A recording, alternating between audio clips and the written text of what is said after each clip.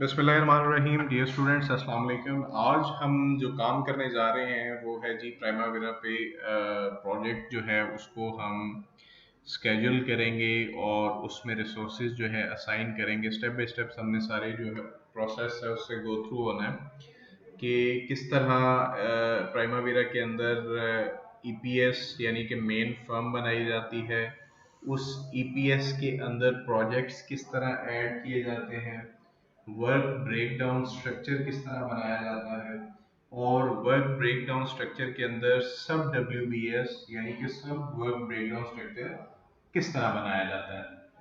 फिर इसमें हमने सीखना है कि जो भी प्रोजेक्ट की एक्टिविटीज होंगी वो एक दूसरे के साथ कैसे रिलेट कर रही हैं प्रोजेक्ट के अंदर। जैसे हमने पहले भी पढ़ा था कि एक्टिविटीज़ का रिलेशन होता है, एक एक्टिविटी दूसरी एक्टिविटी की प्रीडिसेसर हो सकती है या सक्सेसर हो सकती है। तो ये रिलेशंस किस तरह बनाने हैं प्राइमावेरा के अंदर, ये भी हम आज सीखेंगे। फिर इसके अलावा मुख्तलिफ एक्टिविटीज़ के दरमियान लैग होता है प्राइमावेरा के अंदर, उसको किस तरह इंट्रोड्यूस किया जाता है।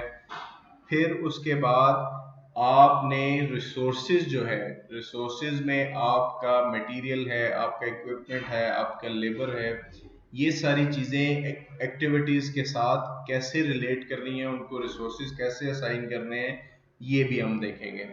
फिर आपकी एक मेन विंडो के अंदर मुख्तलिफ किस्म के फीचर्स होते हैं, उसमें आप कॉस्ट जो है, प्रोजेक्ट कॉस्ट जो है उसको किस तरह देख सकते हैं, उसको किस तरह आप उसमें इंडक्ट करेंगे, वो भी हम देखेंगे।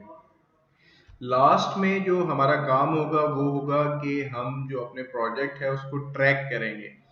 प्रोजेक्ट ट्रैक करने से मुराद ये है डियर स्टूडेंट्स कि आप प्राइमावेरा पे एक जो है इनिशियल प्लान डेवलप करते हैं। वो इनिशियल प्लान ये होता है कि आपकी एक्टिविटीज जो है इस टाइम स्टार्ट होंगी और इस टाइम खत्म हो जाएंगी। लेकिन जब आप साइट पे जाते हैं और एक्चुअली एग्जीक्यूट करते हैं तो उस तरह वो एक्टिविटीज एग्जीक्यूट नहीं होती। कोई एक्टिविटी हो सकता है टाइम पे खत्म हो जाए, कोई एक्टिविटी हो सकता है वक्त से पहले खत्म हो जाए, कोई एक्टिविटी जो है वो वक्त के बाद खत्म हो जाए। तो ये दो तरह के स्केड्यूल्स आपके पास आ जाते हैं, एक वो स्केड्यूल जो इनिशियली आपने बनाया है और दूसरा वो स्केड्यूल जो एक्चुअली ऑन साइट पे है। तो एक आपका इनिशियल बजटेड स्केड्यूल होगा और एक आपका एक्चुअल स्केड्यूल होगा जो बेस करेगा आपकी एक्चुअल एग्जीक्यूशन पे। और फिर एट द एंड हम देखेंगे कि हम प्राइमावेरा फाइल जो हमने प्रिपेयर की है उसको प्रिंट आउट कैसे करना है, फाइनली हमारे पास डॉक्यूमेंट फॉर्म में वो कैसे आ जाएगी। तो डियर स्टूडेंट्स, जब आप प्राइमावेरा ओपन करते हैं तो यूजुअली ये जो प्री डिफाइंड प्रोजेक्ट्स हैं इसके अंदर ये आपके पास होते हैं, आपकी मेन विंडो पे आ जाते हैं। इन प्रोजेक्ट्स के अंदर अगर आप देखें तो मुख्तलिफ किस्म के प्रोजेक्ट्स हैं, इंजीनियरिंग के रिलेटेड हैं, एनर्जी के रिलेटेड हैं, मैन्युफैक्चरिंग के रिलेटेड हैं। अगर आपका कोई प्रोजेक्ट बिल्कुल इससे रेलिवेंट है तो आप यहाँ से ले सकते हैं, लेकिन हम अपना प्रोजेक्ट बनाएंगे, अपना स्पेसिफिक कोई प्रोजेक्ट लेंगे और उस स्पेसिफिक प्रोजेक्ट पे काम करेंगे। अच्छा, सबसे पहले ये होता है कि आपको ओबीएस डेवलप करना होता है। ओबीएस क्या होता है? Organization breakdown structure. कि आपकी एक ऑर्गेनाइजेशन है, उस ऑर्गेनाइजेशन में मुख्तलिफ उसके एम्प्लॉयज होंगे, उसका एक हेड होगा, एक सीईओ होगा, उसके नीचे मुख्तलिफ लोग काम कर रहे होंगे, उसके नीचे प्रोजेक्ट मैनेजर्स होंगे, उसके नीचे आपके पास साइट इंजीनियर्स होंगे, उसके पास आपके पास सर्वेयर्स होंगे। इस तरह का पूरा एक ऑर्गेनाइजेशन का ब्रेकडाउन स्ट्रक्चर। जैसे आपको याद होगा कि हमने क्लास में वर्क ब्रेकडाउन स्ट्रक्चर पढ़ा था। वर्क ब्रेकडाउन स्ट्रक्चर ये होता है कि आप अपने प्रोजेक्ट को छोटे छोटे फर्दर पार्ट्स में डिवाइड कर देते हैं। इसी तरह जो आपका ऑर्गेनाइजेशन ब्रेकडाउन स्ट्रक्चर होता है, ऑर्गेनाइजेशन ब्रेकडाउन स्ट्रक्चर भी ऐसे ही होता है कि आप पूरी हायरार्की जो है टॉप लेवल से लेके नीचे तक जो भी आपके फर्म के अंदर लोग काम कर रहे हैं उनका एक ब्रेकडाउन यानी कि टॉप से लेके छोटे छोटे कंपोनेंट्स में, छोटे छोटी प्रोफाइल्स में उसको डिवाइड कर देते हैं। इस वीडियो में हम ओबीएस बनाने पे काम नहीं करेंगे क्योंकि ओबीएस बनाए बगैर भी हम अपना स्केड्यूलिंग जो है वो उसको सीख सकते हैं इस वक्त। तो ओबीएस मैं नेक्स्ट टाइम आपको किसी अपनी वीडियो में ओबीएस बनाना भी बता दूंगा। आज सबसे पहले हमने ईपीएस क्रिएट करना है। ईपीएस क्या होती है? मेन एंटरप्राइज होती है आपकी एक फर्म। फॉर इंस्टेंस अब आप ये ऊपर देख रहे हैं, यहाँ पे आपके पास टॉप लेफ्ट साइड पे एंटरप्राइज जो है वो लिखा हुआ है। अब इस एंटरप्राइज में आपने क्या करना है, इसको क्लिक करें। एंटरप्राइज में आपके पास यहाँ पे एंटरप्राइज प्रोजेक्ट स्ट्रक्चर लिखा हुआ है, यानी कि ईपीएस। तो हमारा पहला स्टेप क्या है, we have to develop EPS, enterprise project structure. इस ईपीएस पे आप क्लिक करें। अब जब आपने इस ईपीएस पे क्लिक कर दिया तो जो ऑलरेडी बाय डिफॉल्ट सॉफ्टवेयर के अंदर ईपीएस डेवलप हुई हुई थी वो आपके सामने आ गई हैं। लेकिन हमने क्या करना है, हमने एक नई ईपीएस बनानी है, ठीक है। तो उसके लिए क्या करना पड़ेगा, आपको ऐड करना पड़ेगा। अच्छा, अब ये देखें, मैंने जब इस पे ऐड पे क्लिक किया तो ऑलरेडी ये वाला पॉइंट सिलेक्टेड था। मैं इनको, ये पहले से हुए हुए हैं, मैं इनको जरा डिलीट कर देता हूं, फिर दोबारा से करते हैं। इस न्यू ईपीएस को भी मैं डिलीट कर देता हूं। जब मैं पहले इस पे काम कर रहा था तो ये मैंने न्यू ईपीएस बनाई थी। अब ये जो ईपीएस बनी हुई हैं और उनके प्रोजेक्ट्स आपको नजर आ रहे हैं, ये प्रोजेक्ट्स बाय डिफॉल्ट इस सॉफ्टवेयर के अंदर है, ठीक है। जैसे ये अब सबसे पहले देखें तो एंटरप्राइज है, कोई एंटरप्राइज, कोई फर्म, और उस फर्म के मुख्तलिफ प्रोजेक्ट्स इसी में देखें तो इंडेंट हुए हुए हैं। ई एंड सी एक उसका प्रोजेक्ट है, एनर्जी उसका प्रोजेक्ट है, मैन्युफैक्चरिंग उसका प्रोजेक्ट है। तो इस एक ईपीएस के अंदर ये 3 प्रोजेक्ट्स चल रहे हैं। इसी तरह प्रोडक्शन है, ये जो भी इसने लिखा हुआ है, तो इसमें प्रोडक्शन प्रोग्राम 1 और प्रोडक्शन प्रोग्राम 2 इसके 2 प्रोजेक्ट्स हैं। अब मैं इस इंटरप्राइज पे इस कर्सर को रखा और मैं यहाँ पे ऐड करता हूं। अब अगर आप गौर करें तो ये न्यू ईपीएस जो जनरेट हुई है, ये इंटरप्राइज के अंदर ही जनरेट हुई है। हालांकि हमारी फर्म जो है वो इंटरप्राइज तो नहीं है, हमारी तो अपनी फर्म है जिसने जो काम कर रही है, उसके मुख्तलिफ प्रोजेक्ट्स हैं। तो मैं इसको क्या करूंगा कि मैं इस इंटरप्राइज के अंदर नहीं रहने दूंगा, बल्कि मैं ये आउटेंट का ऑप्शन है, ये आपको लेफ्ट साइड पे एक एरो, राइट साइड पे एक एरो नजर आ रहा होगा, मैं जब इसको क्लिक करूंगा तो अब ये देखिए न्यू ईपीएस नीचे आ गई और ये इंडिपेंडेंट एक फर्म बन गई है। अब इसकी हम कोई भी आईडी यहां पे सिलेक्ट कर लेते हैं। For instance civil works CIV 007 मैंने इसकी आईडी रख दी, और इस ईपीएस का नेम हमने क्या रखा जनाब, फॉर इंस्टेंस हम इसका नाम रख लेते हैं 7 स्टार कंस्ट्रक्शन।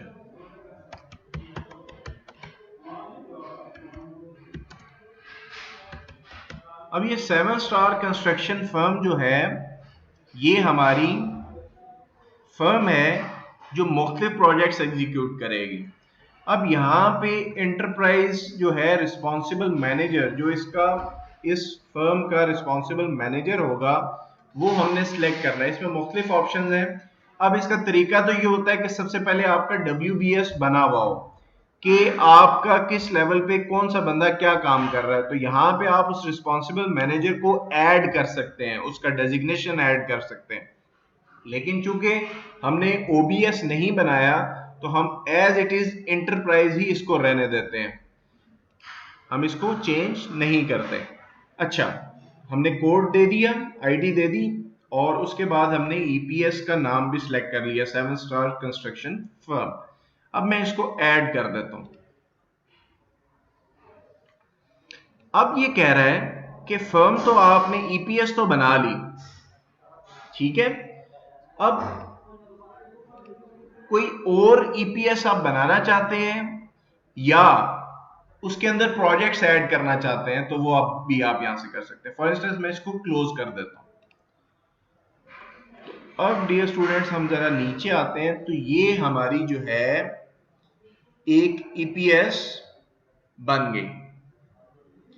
अब इस ईपीएस के अंडर मुख्तलिफ प्रोजेक्ट्स काम कर रहे होंगे। मैं इसको राइट क्लिक करता हूं और इसमें ऐड करता हूं।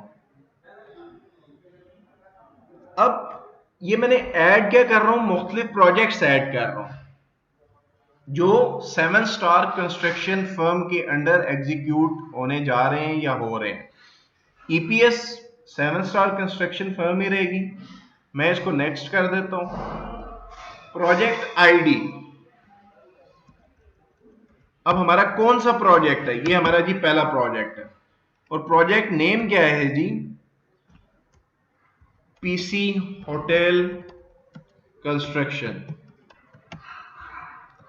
ये हमारा एक प्रोजेक्ट है जो हमारी 7 स्टार कंस्ट्रक्शन फर्म एग्जीक्यूट करेगी। मैं नेक्स्ट कर देता हूं। Project plan start date. Project plan start date क्या होगी कि कब ये प्रोजेक्ट जो है आपके प्लान के मुताबिक स्टार्ट होगा। तो डियर स्टूडेंट्स, ये हमारा प्रोजेक्ट फॉर इंस्टेंस 28 मार्च 2021 को स्टार्ट हो रहा है और मस्ट फिनिश बाय। कुछ केसेस ऐसे होते हैं कि आपको टाइम लिमिट दे दी जाती है कि इस डेट को आपने प्रोजेक्ट शुरू करना है और इस डेट को हर सूरत में इस प्रोजेक्ट को आपने कंप्लीट करना है। तो अगर कोई स्पेसिफिक एंड डेट आपके पास मौजूद है तो आपने यहां पे वो इनकॉर्पोरेट कर देनी है। लेकिन अगर कोई एंड डेट नहीं है, फॉर इंस्टेंस हम स्केड्यूल करना चाहते हैं और हम खुद जानना चाहते हैं कि भाई हमारी ये प्रोजेक्ट है, ये उसकी एक्टिविटीज है, तो वो प्रोजेक्ट जो है कब खत्म होगा, उसका टाइम फ्रेम क्या होगा। तो डियर स्टूडेंट्स, जब आप इस किस्म का केस हो तो हमें फिनिश डेट देने की जरूरत नहीं है। मैं इसको एज इट इज नेक्स्ट कर देता हूँ। रिस्पॉन्सिबल मैनेजर अगेन वही एंटरप्राइज हम रहने देंगे। नेक्स्ट कर देता हूँ, इसको चेंज करने की जरूरत नहीं है। नेक्स्ट कर देता हूं और फिनिश कर देता हूं। ये हमने 7 स्टार कंस्ट्रक्शन फर्म के अंडर एक प्रोजेक्ट जो है ऐड कर दिया। अब एक कंस्ट्रक्शन फर्म एक से ज्यादा प्रोजेक्ट्स जो है उस पर काम कर रही होती है यूजुअली। अब हम कोई और प्रोजेक्ट भी है वो भी ऐड करना चाहते हैं। आप मेन हेड ऑफिस में बैठ के at a time multiple projects को हैंडल कर रहे होते हैं। अब मैंने जनाब एक नया प्रोजेक्ट इसके अंदर ऐड किया, ईपीएस। ईपीएस वही है हमारी 7 स्टार कंस्ट्रक्शन फर्म। नेक्स्ट कर देता हूं। Project ID. अब ये हमारा दूसरा प्रोजेक्ट है और इस प्रोजेक्ट का नाम क्या है? Must new campus construction. ये हमने एक और प्रोजेक्ट इसमें ऐड कर दिया और इसकी डेट भी कोई भी आप रख लें, प्लानिंग डेट, और इसको हमने नेक्स्ट किया और नेक्स्ट करके फिनिश कर दिया। तो डियर स्टूडेंट्स, अब अगर आप देखें, इसको मैं अगर डिलीट कर दूं तो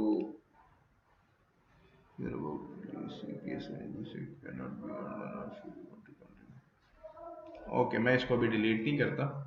अच्छा, अब ये देखें कि 7 स्टार कंस्ट्रक्शन फर्म है। इस 7 स्टार कंस्ट्रक्शन फर्म के अंडर हमारे पास दो प्रोजेक्ट्स हैं। एक पीसी होटल कंस्ट्रक्शन है और दूसरा हमारे पास मस्ट न्यू कैंपस है, न्यू कैंपस कंस्ट्रक्शन प्रोजेक्ट है।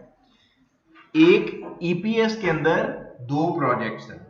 इसी तरह अगर कोई फर्म है और वो multiple projects at a time execute कर रही है तो आप उन मल्टीपल प्रोजेक्ट्स को इसी तरह इसमें ऐड कर सकते हैं और उनकी स्केड्यूलिंग कर सकते हैं। अब हम इस जो आज का हमारा प्रोजेक्ट है, हम उस एक ही प्रोजेक्ट पे काम करेंगे। For instance PC hotel construction. मैं इसको राइट क्लिक करके ओपन प्रोजेक्ट कर लेता हूं।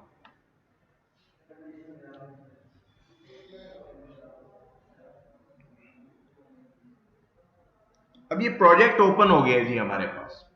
अब यहां पे प्रोजेक्ट्स आपको नजर आ रहे हैं, ये वो प्रोजेक्ट्स हैं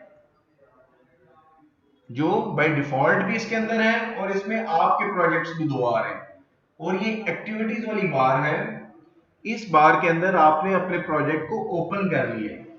प्रोजेक्ट को ओपन करने का मकसद क्या है कि अब आप यहां पे अपने प्रोजेक्ट की एक्टिविटीज असाइन करेंगे कि आपके प्रोजेक्ट में कौन कौन सी एक्टिविटीज है। ठीक हो गया। अब जब आपने ये अपना प्रोजेक्ट ओपन कर लिया तो अब आपने WBS क्रिएट करना है। हमने क्लास में भी पढ़ा था कि WBS क्या होता है, वर्क ब्रेकडाउन स्ट्रक्चर।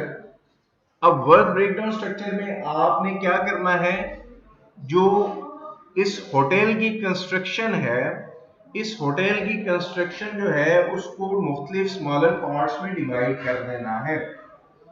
तो कैसे WBS क्रिएट करेंगे? आपको यहाँ प्रोजेक्ट में जाना होगा, प्रोजेक्ट में आपको ढूंढना होगा WBS किधर है। WBS पे जब आप क्लिक करेंगे तो एक नई बार खुल जाएगी आपके पास WBS की। अच्छा जी,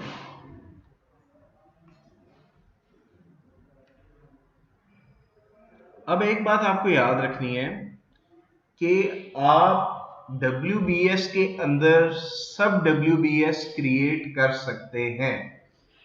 मिसाल के तौर पे आपके वर्क ब्रेकडाउन स्ट्रक्चर में आता है कि भाई साइट सर्वे या सर्वे कर लें, सर्वे का वर्ड ले लें। उस सर्वे के अंदर मुख्तलिफ काम हो सकते हैं। स्पेसिफिक साइट सर्वे, उसके अंदर हो सकता है आपका ऑफिस में ड्राफ्टिंग हो सकती है, उसका आपके पास फिर उस सर्वे के बाद उसके आउटपुट में आपका लैंड क्लियरेंस हो सकती है, लैंड क्लियरेंस के बाद आप उसका लेआउट कर सकते हैं। तो मुख्तलिफ एक्टिविटीज होती है। तो आप मेजर WBS को सब WBS में कन्वर्ट कर सकते हैं, लेकिन उसके बाद आपके पास एक्टिविटीज आ जाएंगी और वो एक्टिविटीज जो होती हैं वो स्मॉलर कंपोनेंट होती हैं आपके प्रोजेक्ट का। वो एक्टिविटीज आपके प्रोजेक्ट का स्मॉलर कंपोनेंट होती हैं। आप उन एक्टिविटीज को सब एक्टिविटीज में डिवाइड नहीं कर सकते। इसलिए अगर आपने किसी चीज को अगर डिवाइड करना है तो आपको मेन WBS को सब WBS में कन्वर्ट करना होगा। अब मैं इस पर राइट क्लिक करता हूं और इसमें ऐड कर देता हूं। अब अगर मैंने इसको पीसी होटल को सिलेक्ट करके राइट क्लिक किया तो इस पीसी होटल के नीचे ये जो एरो आपको नजर आ रहा है, ये एक आपके पास WBS बन गया। और अगर मैं इस WBS को सिलेक्ट करके ऐड करता हूं तो आप देखेंगे कि इस WBS के अंडर एक न्यू WBS बन गया जो इसका सब WBS है। ठीक है, ये जो न्यू WBS बना ये इस मेन WBS के अंडर आया है। और ये आपका मेन WBS जो है ये पीसी होटल कंस्ट्रक्शन का मेन WBS है। और मैं अगर इसको यहां से डिलीट करना चाहूं तो मैं इसको राइट क्लिक करके डिलीट भी कर सकता हूं। ओके जी, सबसे पहले हम क्या करते हैं, मेन WBS बनाते हैं। Main WBS PC hotel construction के अंडर ही आएगा। अब इसमें बनाना कैसे होगा जी, अभी देखते हैं हम कि हम इसमें किस तरह कोड असाइन कर सकते हैं। कोड को आप एज इट इज रहने दें और न्यू WBS के अंदर इसका नाम लिख देते हैं हम प्रोजेक्ट प्लानिंग। ये हमारा एक WBS बन गया। अब मैं पीसी होटल में ही ऐड करता हूं एक नया WBS।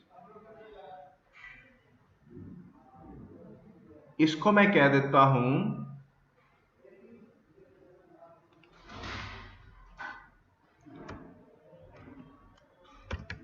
साइट सर्वे।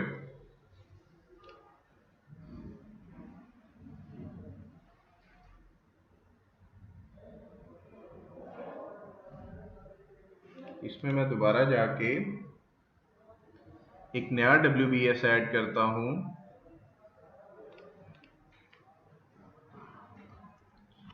सब स्ट्रक्चर। सब स्ट्रक्चर के बाद मैं एक नया WBS ऐड करता हूं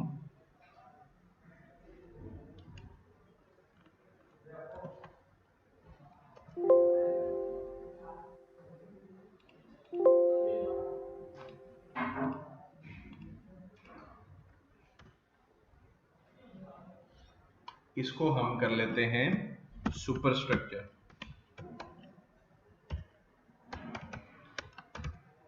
और इस सुपर स्ट्रक्चर को हम ग्राउंड फ्लोर कर लेते हैं। फॉर इंस्टेंस हम 2 स्टोरी बिल्डिंग के लिए स्केड्यूलिंग कर रहे हैं। ठीक है,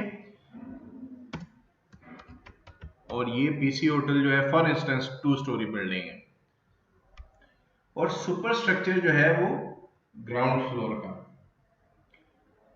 फिर इसके बाद मैं फर्दर एक WBS उसमें ऐड कर देता हूँ।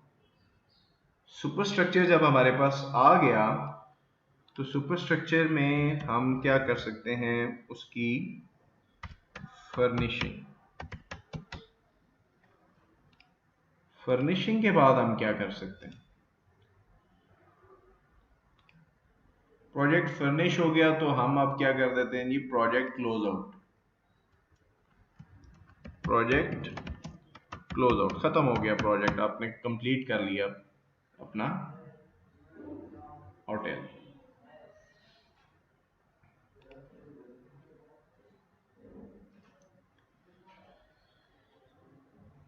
अच्छा जी, यहां पे आप फर्दर क्या कर सकते हैं, अब यहाँ पे अगर आप गौर करें तो सबसे पहले आपका प्रोजेक्ट जो है, प्रोजेक्ट प्लानिंग हुई। एक प्लान की मदद से आपने फिर एक डिसीजन लिया और उस डिसीजन की बेस पे आपने साइट पे जाकर उसका सर्वे किया। सर्वे के करने के बाद आपका एक्चुअल एग्जीक्यूशन शुरू हो गया और आपने सब स्ट्रक्चर बनाया, यानी कि अपनी फाउंडेशन बनाई।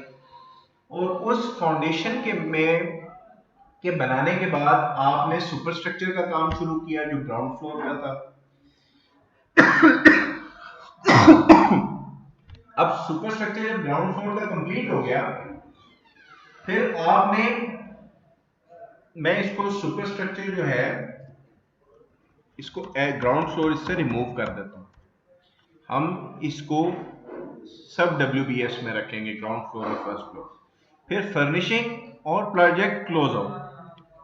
अब प्रोजेक्ट प्लानिंग जो है ये हो गया, इसमें हमें कोई सब WBS की जरूरत नहीं है। साइट सर्वे भी हो गया, सब स्ट्रक्चर जो है हमारा वो भी हो गया, क्योंकि फाउंडेशन तो एक ही होगी। सुपर स्ट्रक्चर में हम क्या करते हैं, सब WBS कंस्ट्रक्ट कर लेते हैं। वो कैसे करेंगे, हम ऐड करते हैं, ये WBS क्या होगा जी, सुपर स्ट्रक्चर ग्राउंड फ्लोर का, और इसी में हम सुपर स्ट्रक्चर में एक और सब WBS ऐड करते हैं, फर्स्ट फ्लोर। अच्छा सॉरी, ये मैंने आईडी वाली जगह लिख दिया, यहां लिखना है मैंने। ये आपके पास फर्स्ट फ्लोर हो गया, यानी कि सब स्ट्रक्चर के बाद आपने सुपर स्ट्रक्चर पे काम करना है। और सुपर स्ट्रक्चर्स आपके पास दो हैं, एक आपके पास ग्राउंड फ्लोर का सुपर स्ट्रक्चर है और एक आपका फर्स्ट फ्लोर का सुपर स्ट्रक्चर है। अब अगर आप गौर करें तो ये इंडेंट है सुपर स्ट्रक्चर के अंदर, ठीक है, अलग से WBS नहीं है, ये सब WBS है जो सुपर स्ट्रक्चर के अंडर आ रहा है। अच्छा, इसी तरह फर्निशिंग में भी जो है आपके ग्राउंड फ्लोर की फर्निशिंग और आपके फर्स्ट फ्लोर की फर्निशिंग, तो मैं अगर एज इट इज इनको अगर कॉपी पेस्ट कर लूं तो मैं क्या कर सकता हूं, लेट मी चेक, कंट्रोल अगर प्रेस किया,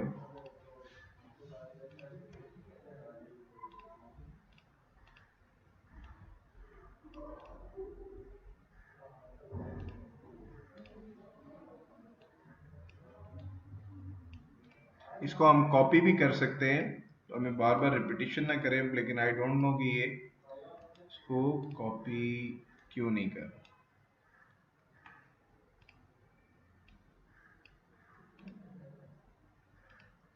अच्छा चलें, कोई बात नहीं, हम इसको मैनुअली ही लिख देते हैं। फर्निशिंग में ऐड कर देते हैं हम एक सब WBS और दूसरा सब WBS, ठीक है। इसको कंट्रोल Z किया जाए, इसको मैं डिलीट कर देता हूँ, दोबारा से ऐड करते हैं।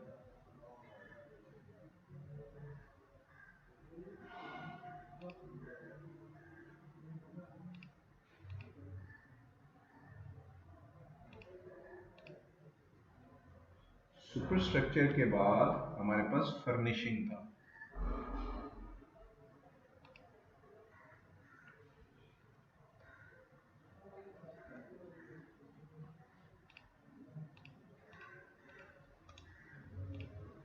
इसको मैं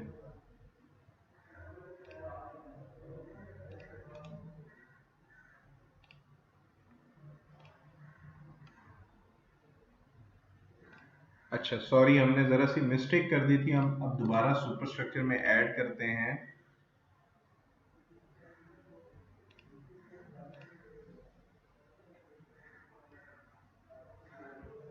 ये हमारा सॉफ्टवेयर ज़रा गड़बड़ कर रहा है।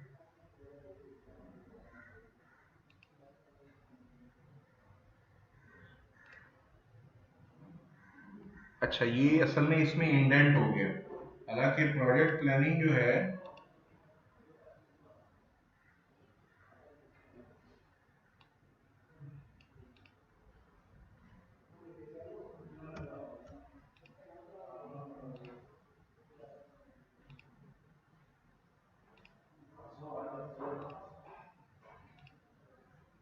अच्छा ये हो गया जी, वो ज़रा मिनिमाइज हो गया था इसलिए हमें नज़र नहीं आ रहा था। अब ये आपके पास सुपर स्ट्रक्चर में ग्राउंड फ्लोर भी आ गया, फर्स्ट फ्लोर भी आ गया। अब फर्निशिंग में मैं इसको दोबारा डिलीट करके, ताकि आपको समझने में मुश्किल ना हो। ये हमारे पास सुपर स्ट्रक्चर हो गया। अब फर्निशिंग में हम ऐड कर देते हैं, सबसे पहले हमारे पास आ जाएगा फर्स्ट फ्लोर की फर्निशिंग।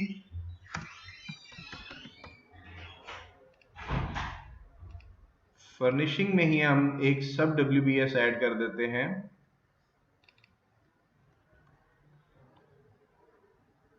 सॉरी, वो ये हमारे पास फर्स्ट फ्लोर हो जाएगा। सबसे पहले हमने ग्राउंड फ्लोर की करनी है।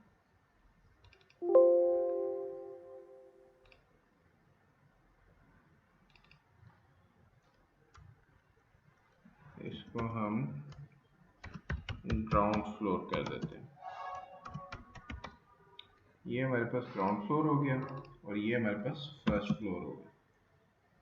अब ये फर्निशिंग का सब WBS बन गया और उसके बाद हमारे पास प्रोजेक्ट क्लोज आउट हो गया। अब ये हमने अपने प्रोजेक्ट का वर्क ब्रेकडाउन स्ट्रक्चर और उसमें सब WBS भी बना दिया। अब हमें क्या करना है? अब ये तो वर्क ब्रेकडाउन स्ट्रक्चर था, लेकिन एक्चुअली अब इस WBS में कौन कौन सी एक्टिविटीज होंगी वो हमें इसमें अब इंट्रोड्यूस करनी होगी। अभी अगर देखें तो हम WBS वाली बार में हैं, अब हमें एक्टिविटीज में जाना होगा। अब यहां पे देखें तो ग्रीन और येलो कलर में आपको लाइंस नजर आ रही। ये जो आपके ग्रीन कलर में लिखा हुआ है, ये ग्रीन कलर की जो लाइंस हैं, बार्स हैं, ये आपका मेन WBS है। और जो आपका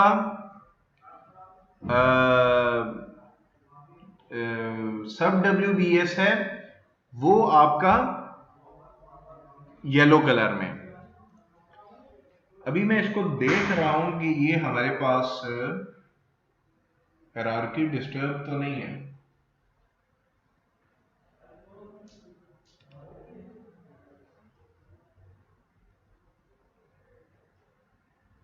क्या इसको हमारे पास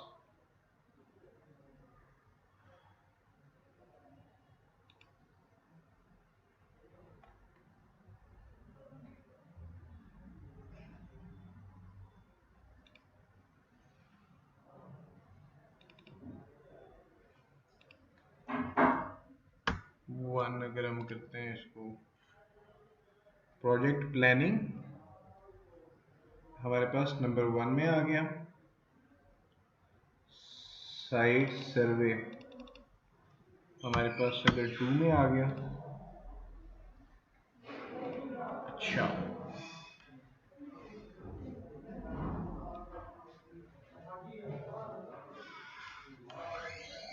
एक्टिविटीज में हम आ जाते हैं।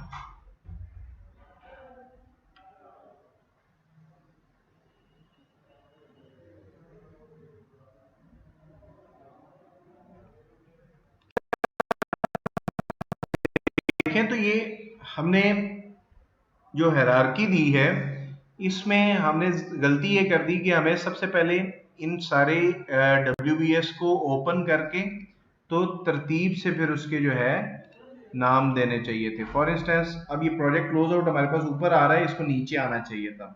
तो हम क्या करते हैं, हम इसको क्या मूव कर सकते हैं? नहीं, हम इसको मूव नहीं कर सकते। हम सबसे पहले फिर इसको तरतीब से लिख लेते हैं।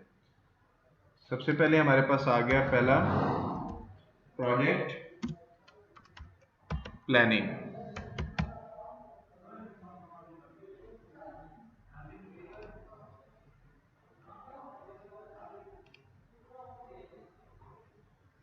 प्रोजेक्ट प्लानिंग के बाद हमारे पास आ गया दूसरा साइट सर्वे।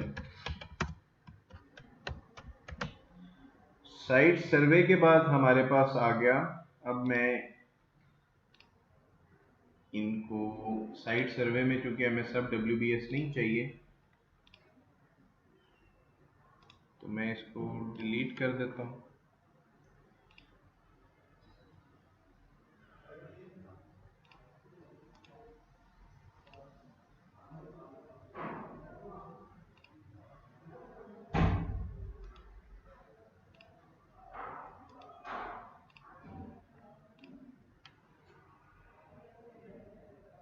साइट सर्वे आ गया हमारे पास, PC होटल का मेन WBS। उसके बाद हम इसको करते हैं सब स्ट्रक्चर। सब स्ट्रक्चर के बाद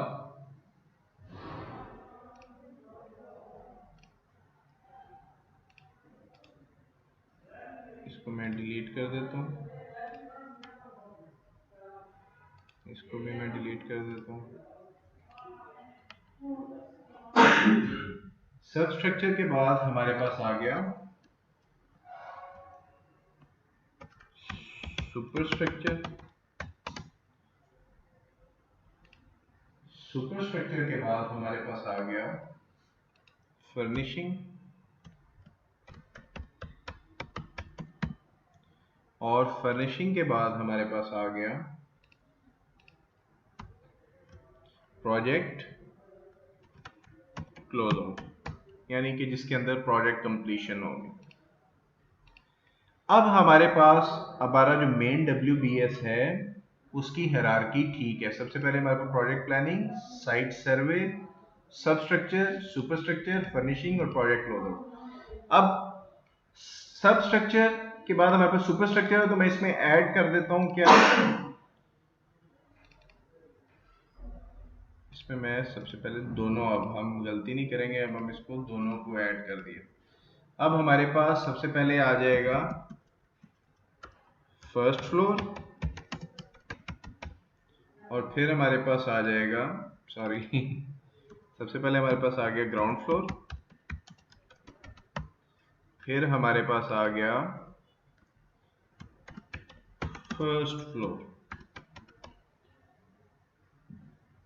ये हमने सब WBS इसमें ऐड कर दी। फर्निशिंग में अब हम इसी तरह दो सब WBS ऐड करेंगे। पहला हमारा हो जाएगा ग्राउंड फ्लोर, और दूसरा हमारे पास हो जाएगा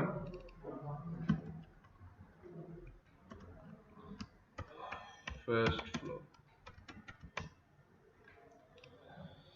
ये हमने WBS और सब WBS बना दिए। इसके बाद हम फौरन जाएंगे एक्टिविटीज में। इसमें मैंने आपको बताया था कि जो आपके पास ये ग्रीन कलर में है ये आपके मेन WBS है, और जो येलो कलर में है ये आपके पास सब WBS है। अब प्रोजेक्ट प्लानिंग के अंदर कौन सी एक्टिविटी, अब हमने एक्टिविटीज को ऐड करना है। प्रोजेक्ट प्लानिंग के अंदर हमारे पास फॉर इंस्टेंस 3 तरह की एक्टिविटीज है। मैं वो एक्टिविटीज अब ऐड करता हूं।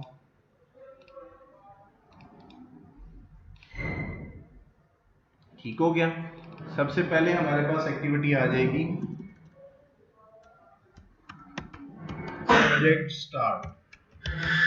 प्रोजेक्ट स्टार्ट ऐसी कोई एक्टिविटी नहीं है जो आपकी कोई ड्यूरेशन हो जिसकी, या कोई टाइम कंज्यूम करे। प्रोजेक्ट स्टार्ट जस्ट एक स्टार्ट माइलस्टोन है, एक इवेंट है कि भाई इस डेट को प्रोजेक्ट स्टार्ट हो रहा है।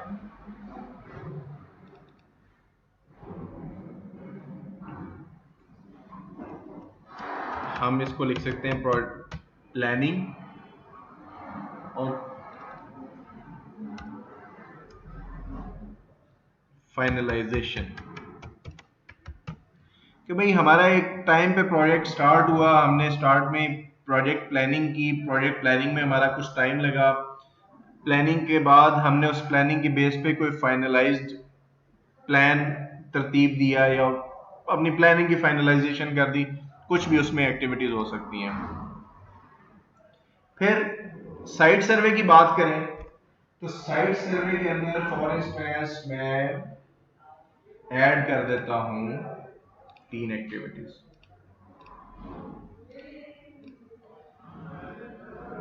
अच्छा, इसमें मैं सबसे पहले कह देते हैं वही इनिशियल साइट सर्वे आ गया आपके पास। इनिशियल साइट सर्वे के बाद सर्वे आपने कर लिया है, फॉर इंस्टेंस आपकी मार्किंग, ड्राफ्टिंग, आपका ऑफिस वर्क जो है वो इसी में आ गया आपके इनिशियल सर्वे में। फिर उसके बाद क्लियरिंग लैंड, अब लैंड क्लियर कर रहे हैं जिस पे आपने काम कर रहे हैं, और लैंड क्लियरेंस के बाद आपने प्रोजेक्ट लेआउट,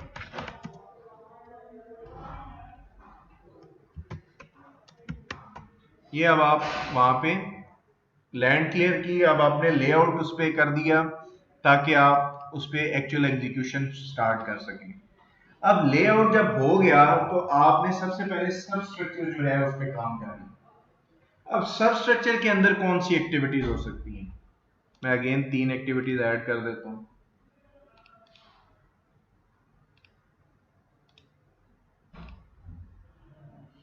सबसे पहली एक्टिविटी हम ले लेते हैं एक्सक्वेशन,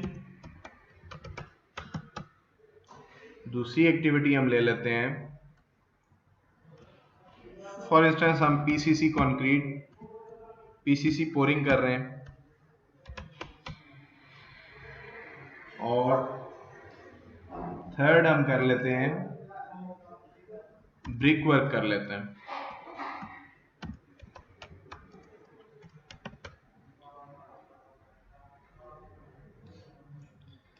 अब ये हमारे पास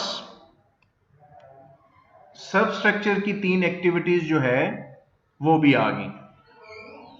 अब जब ब्रिक वर्क हो गया तो ब्रिक वर्क के बाद हमने क्या करना है, फॉर इंस्टेंस हम आ गए अपने प्लिंथ लेवल पे आ गए, अब हमें सुपर स्ट्रक्चर में काम करना है। अब सबसे पहले हमारे पास ग्राउंड फ्लोर का सुपर स्ट्रक्चर होगा, उसके बाद हमारे पास फर्स्ट फ्लोर का सुपर स्ट्रक्चर होगा। अब अगर हम इसमें मुख्तलिफ एक्टिविटीज ऐड कर देते हैं, कितनी एक्टिविटीज हमें ऐड करनी चाहिए इसके अंदर सुपर स्ट्रक्चर के अंदर,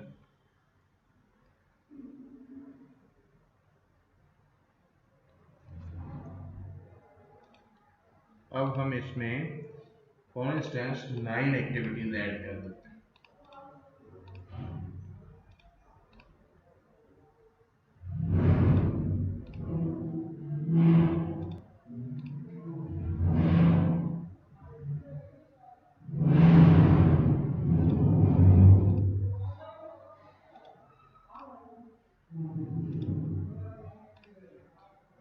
आपने ये देखना है कि मैं अब जिस भी फैक्टर के अंडर एक्टिविटीज असाइन करनी है उसी पे राइट क्लिक कर रहा हूं। मैं ग्राउंड फ्लोर के अंडर ये आ रहा है, सुपर स्ट्रक्चर का सब WBS है ग्राउंड फ्लोर, उस ग्राउंड फ्लोर के अंदर जो है हमारे पास ये 9 एक्टिविटीज हैं, 1 2 3 4 5 6 7 8 और 9, ये 9 एक्टिविटीज हमारे पास आ गई ग्राउंड फ्लोर के अंदर। और इसी तरह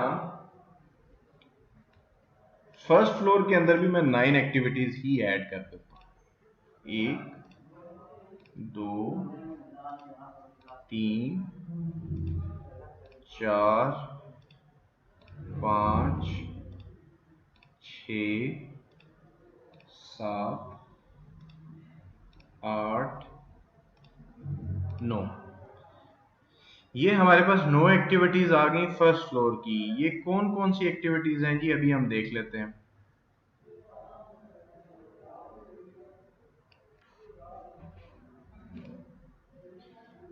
ओके, सबसे पहले ग्राउंड फ्लोर की कंस्ट्रक्शन में फर्स्ट है सब प्लिंथ लेवल से ऊपर हम काम कर रहे हैं, तो ब्रिक वर्क आ जाएगा in superstructure, brick work in superstructure. Brick work के बाद हमारे पास ब्रिक वर्क को एक ही हमने उसमें ले लिया और इसके बाद हम आरसीसी स्लैब या स्लैब से पहले हम formwork for slab, formwork for slab के बाद हम slab steel fixing for slab,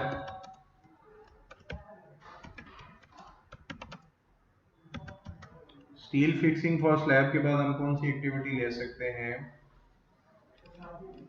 steel fixing के बाद कंक्रीट पोरिंग,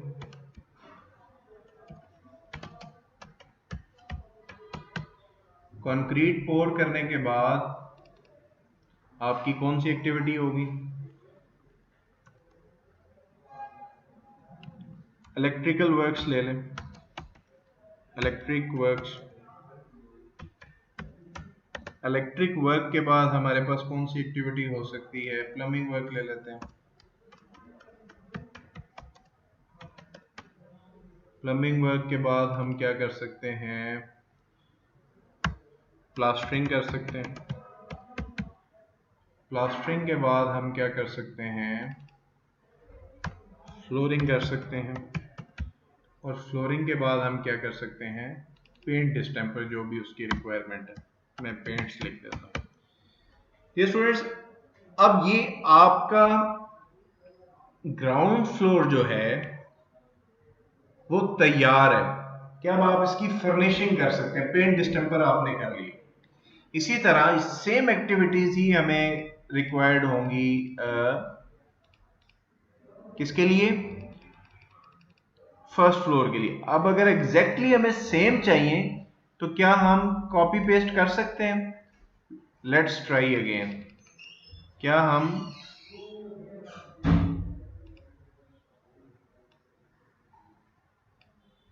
हम कॉपी पेस्ट कर सकते हैं,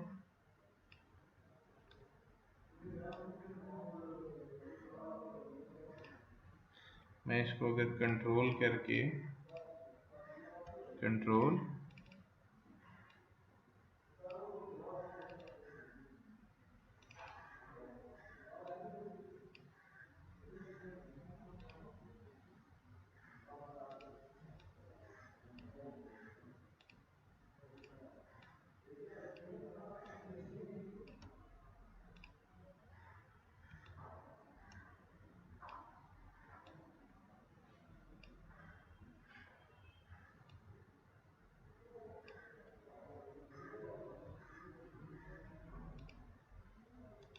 इसको अगर मैं ग्राउंड फ्लोर को कॉपी कर लेता हूँ, कॉपी करके फर्स्ट फ्लोर में मैं पेस्ट कर दूं, अगर नहीं, ओके जी, हम मैनुअली कर लेते हैं, लेकिन इसका कॉपी पेस्ट का ऑप्शन होता है, I am unable to remind that.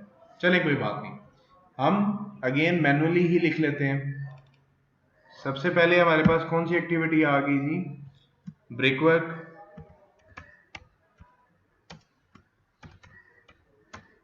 अच्छा, हमने यहाँ पे अब हम फर्स्ट फ्लोर का ब्रिक वर्क कर रहे हैं सुपर स्ट्रक्चर में। ब्रिक वर्क के बाद हमारे पास फॉर्म वर्क आ गई स्लैब की, और स्लैब का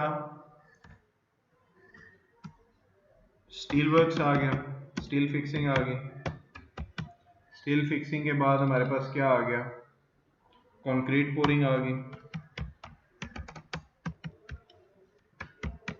कंक्रीट पोरिंग के बाद हमारे पास क्या आ गया, इलेक्ट्रिक वर्क।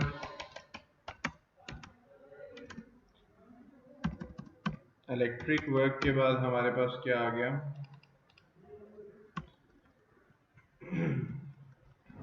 प्लम्बिंग।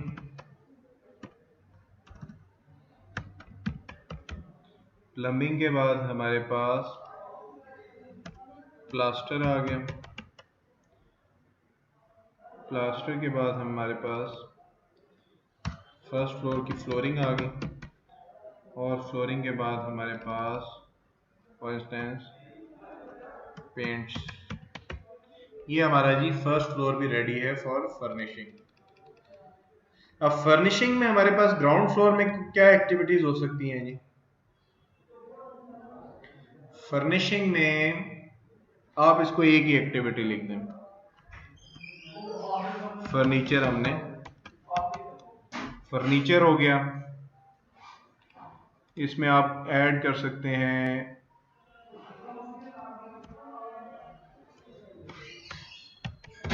कर्टेन्स हो गया, कर्टेन्स के बाद आप इसमें ऐड कर सकते हैं कोई डेकोरेशन, कोई पेंटिंग्स, कोई इस तरह की चीजें। फर्स्ट फ्लोर में भी आप क्या करें, इसी तरह अगर ऐड कर दें फर्नीचर, ऐड कर दें कर्टेन्स, कर्टेन्स के बाद आप ऐड कर दें इसमें कोई भी उस फ्लोर की कोई डेकोरेशन।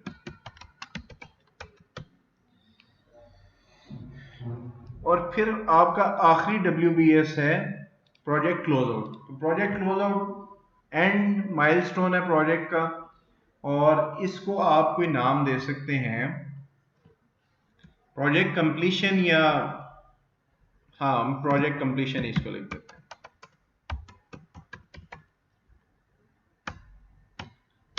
ये हमारे पास आ गई प्रोजेक्ट कंप्लीशन।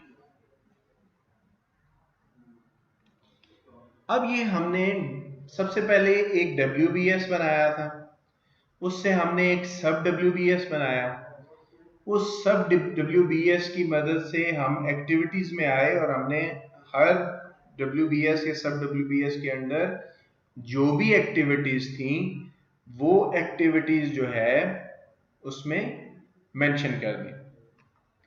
अब अगर आप गौर से देखें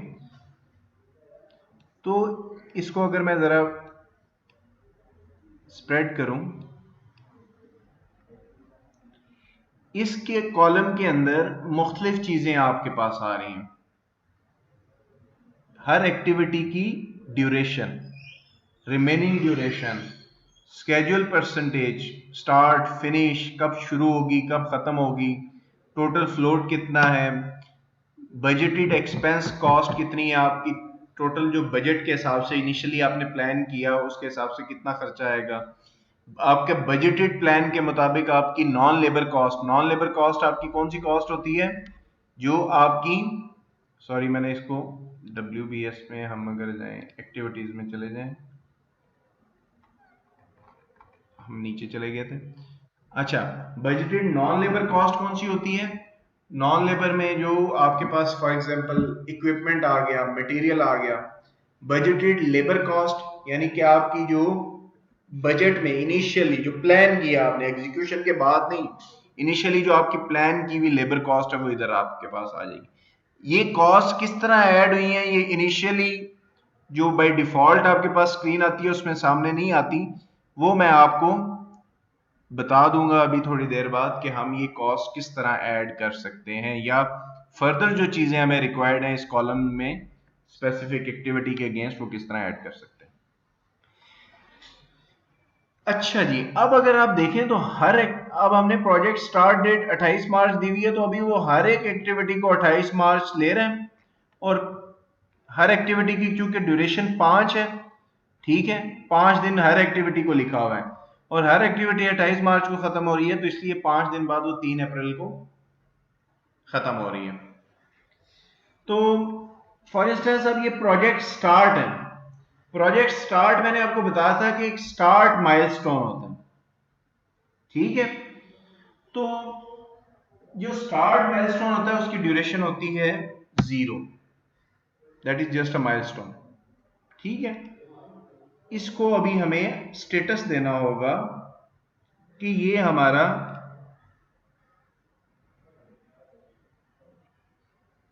कौन सी एक्टिविटी है?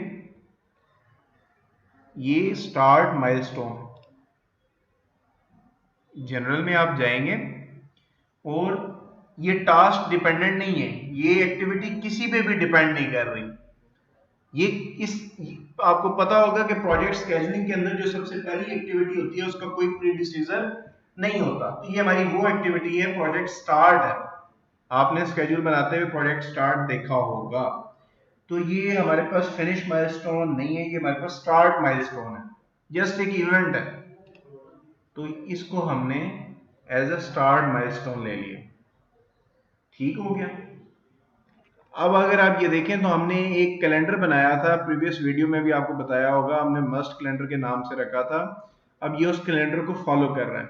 अगर आप कोई और कैलेंडर बनाते हैं और उसको चेंज करना चाह रहे हैं तो यहाँ से आप वो चेंज कर सकते हैं अपना कैलेंडर बना के, कि कितने डेज अ वीक आपने काम करना है या कितने आवर्स पर डे आपने काम करना है। अब यहाँ पे वो मस्ट कैलेंडर सेलेक्ट हुआ हुआ है क्योंकि हमने प्रीवियस वीडियो में एक कैलेंडर बनाया था, वही ये लेके चल रहा है। हम एज इट इज चलेंगे। जो आज का टास्क है, इससे पहले का टास्क प्रीवियस वीडियो में बड़ा एक्सप्लेन किया गया है, आप उसकी मदद से अपने प्रोजेक्ट के हिसाब से सेटिंग्स कर सकते हैं। यूजर प्रेफरेंसेस, कैलेंडर, जो भी मैंने आपको सेटिंग्स बताई थी उसमें। अच्छा, फॉर इंस्टेंस जी हमारे प्रोजेक्ट की प्लानिंग लेगी 15 दिन। प्रोजेक्ट प्लानिंग में हमारे पास 15 दिन लग गए।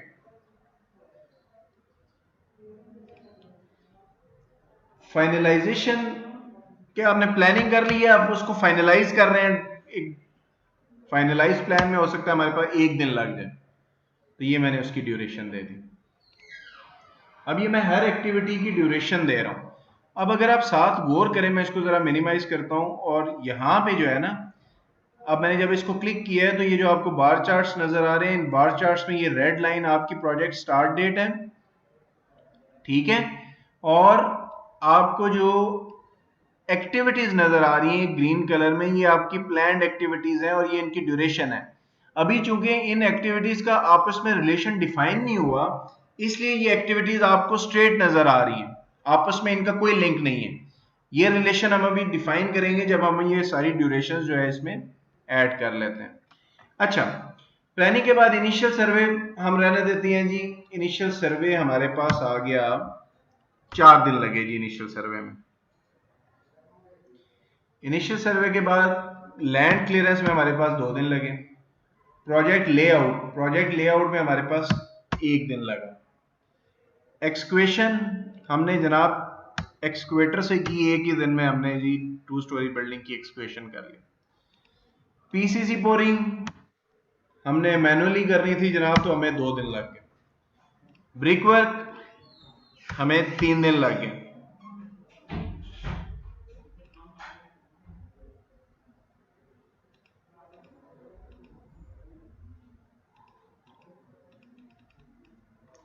अच्छा जी, ब्रिक वर्क इन सुपरस्ट्रक्चर, अब जिस प्रोजेक्ट की प्लानिंग में 15 दिन लगे हैं, उस प्रोजेक्ट की ब्रिक वर्क में हम लगा देते हैं जी 16 दिन। ये हम अंदाजे से लिखी जा रहे हैं, तो आप अपने प्रोजेक्ट के हिसाब से उसमें ड्यूरेशंस दे सकते हैं। फॉर्म वर्क फॉर स्लैब 3 दिन। स्टील फिक्सिंग की ड्यूरेशन हम दे सकते हैं 6 दिन। कंक्रीट पोरिंग 1 ही दिन में होगी। इलेक्ट्रिकल वर्क्स हमारा 10 दिन में हुआ। प्लम्बिंग वर्क हमारा 15 दिन में हुआ। अभी आप ये देखें तो ये सिर्फ ग्राउंड फ्लोर का चल रहा है। प्लास्टरिंग हमारी 5 दिन में होगी।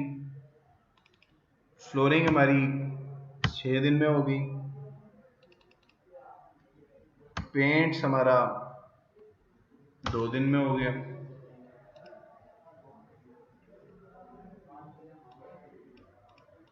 इसी तरह अगर हम ये 16, 3, 6, 1, 10, 16, 3, 6, 1,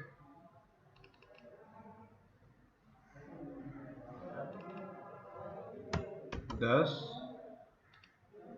फॉर इंस्टेंस इसका प्लास्टर हमारे पास 8 दिन में हो गया, इसकी फ्लोरिंग हमारे पास 10 दिन में होगी,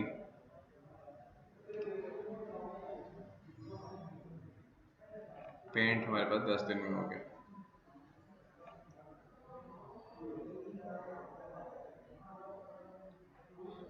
ओके जी, फर्निशिंग में आ जाए तो फर्निशिंग जनाब हमारे पास हो गई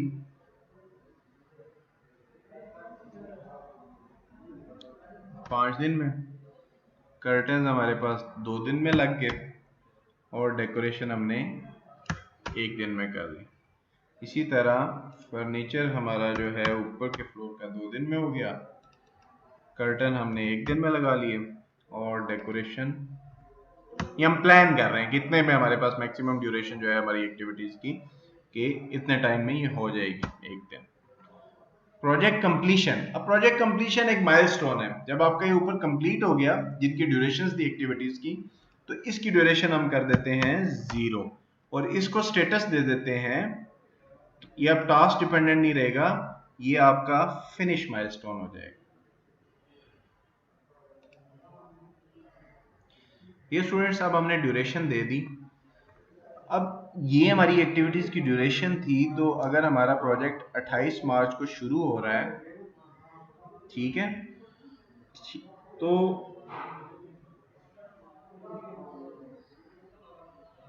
29 मार्च हमारा वर्किंग डे था, हमारी प्लानिंग शुरू हुई और ये देखें स्टार्ट डेट और ये आपके पास फिनिश डेट आ रही है,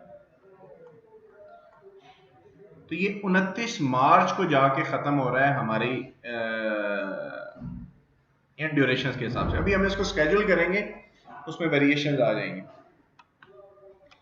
अब अगर आपने देखना है कि अभी हमारे पास इन बार चार्ट्स को अगर हम गौर से देखें तो ये बार चार्ट्स एक दूसरे के साथ लिंक नहीं है, ठीक है, इंडिपेंडेंटली आपको नजर आ रहे हैं। अभी हमने इन एक्टिविटीज का आपस में रिलेशन देना है, ये मुख्तलिफ एक्टिविटीज है हमारे प्रोजेक्ट की।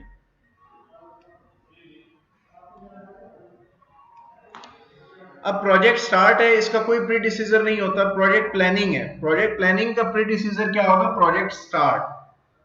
तो हम इसको राइट क्लिक करके असाइन करेंगे। आप दोनों चीजें कर सकते हैं, आप सक्सेसर भी दे सकते हैं, आप प्रीडिसीजर भी दे सकते हैं।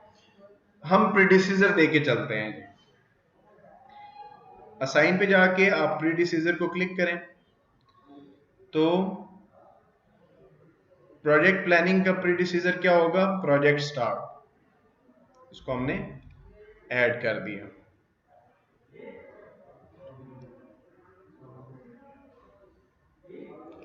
फाइनलाइजेशन का प्रीडिसीजर क्या होगा, प्रोजेक्ट प्लानिंग, ऐड कर दिया हमने। इनिशियल सर्वे का प्रीडिसीजर, अब हम मुख्तलिफ रिलेशन होते हैं जो हमने क्लास में भी पढ़ा था कि किसी भी एक्टिविटी का दूसरी एक्टिविटी के साथ कोई start to start relationship, finish to start relationship, वो सारी चीजें भी अभी हम देखते हैं।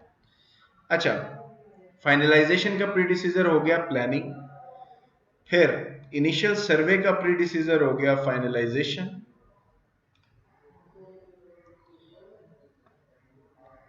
क्लियरिंग लैंड का प्रीडिसीजर हो गया हमारे पास इनिशियल सर्वे, ऐड कर दिया। प्रोजेक्ट लेआउट जो है उसका प्रीडिसीजर हो गया क्लियरिंग लैंड,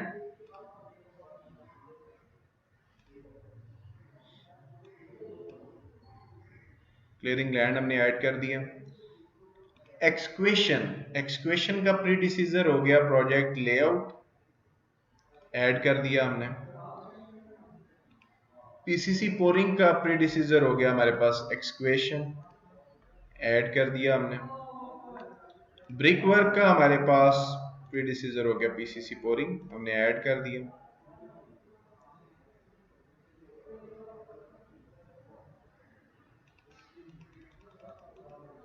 अब ब्रिक वर्क जब खत्म हो गया हमारा सब स्ट्रक्चर का, तो brick work in super structure start हुआ। तो brick work in super structure का प्रीडिसीजर क्या होगा, सब स्ट्रक्चर का ब्रिक वर्क, ऐड कर दिया हमने।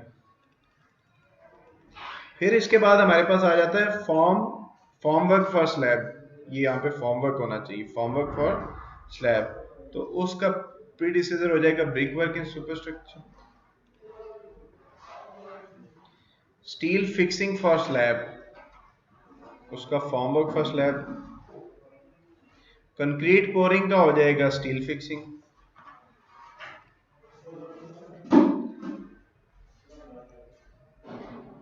इलेक्ट्रिकल वर्क, इसका हमारे पास कंक्रीट पोरिंग। प्लम्बिंग वर्क का हमारे पास इलेक्ट्रिकल वर्क।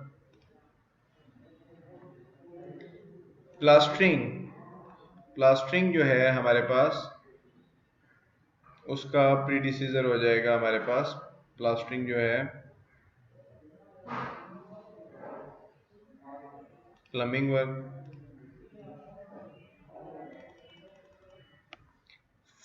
फ्लोरिंग का प्रीडिसीजर हम रख लेते हैं प्लास्टरिंग।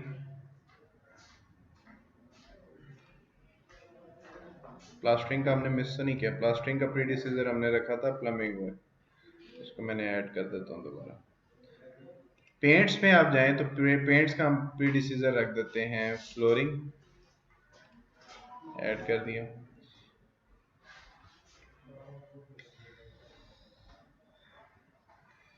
अब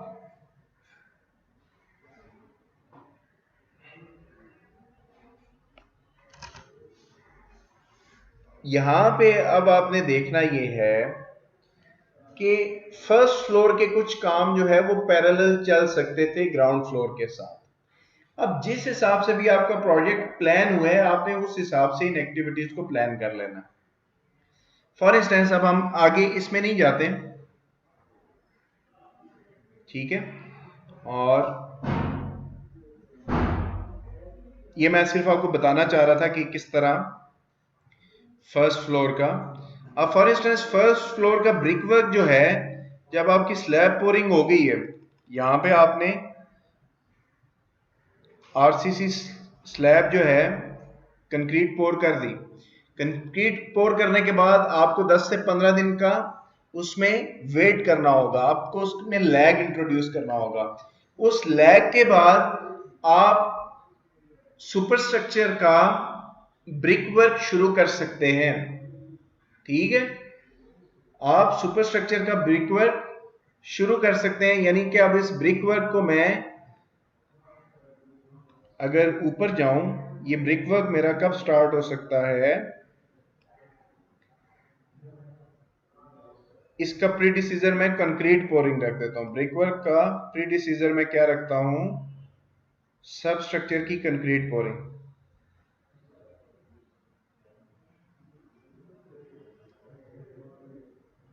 फर्स्ट फ्लोर,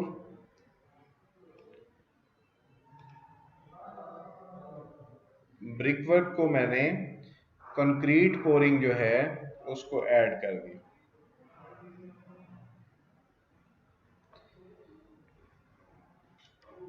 ब्रिक वर्क के बाद फॉर्म वर्क है, तो फॉर्म वर्क को मैं इस ब्रिक वर्क के साथ ऐड कर देता हूं।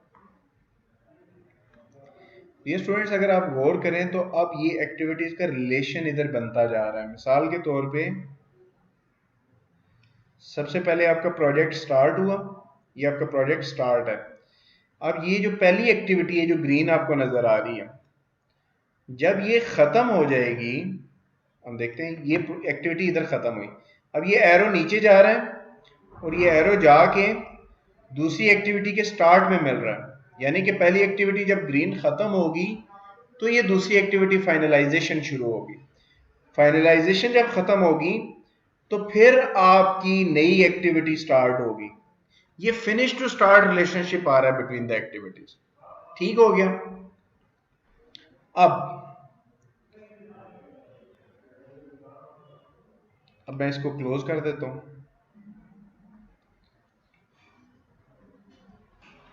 अब इसमें आप क्या कर सकते हैं, अब मिसाल के तौर पे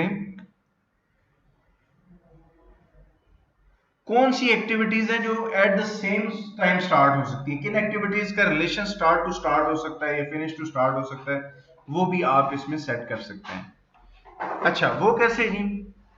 अब इस पे अगर फॉर एग्जांपल हम देखते हैं कि हमारा रिलेशन क्या बना है, प्लानिंग पे मैं क्लिक करता हूं ना, तो ये आप बता रहा है एक्टिविटी टाइप टास्क डिपेंडेंट है, ठीक है, और इसका प्रीडिसीजर क्या होगा?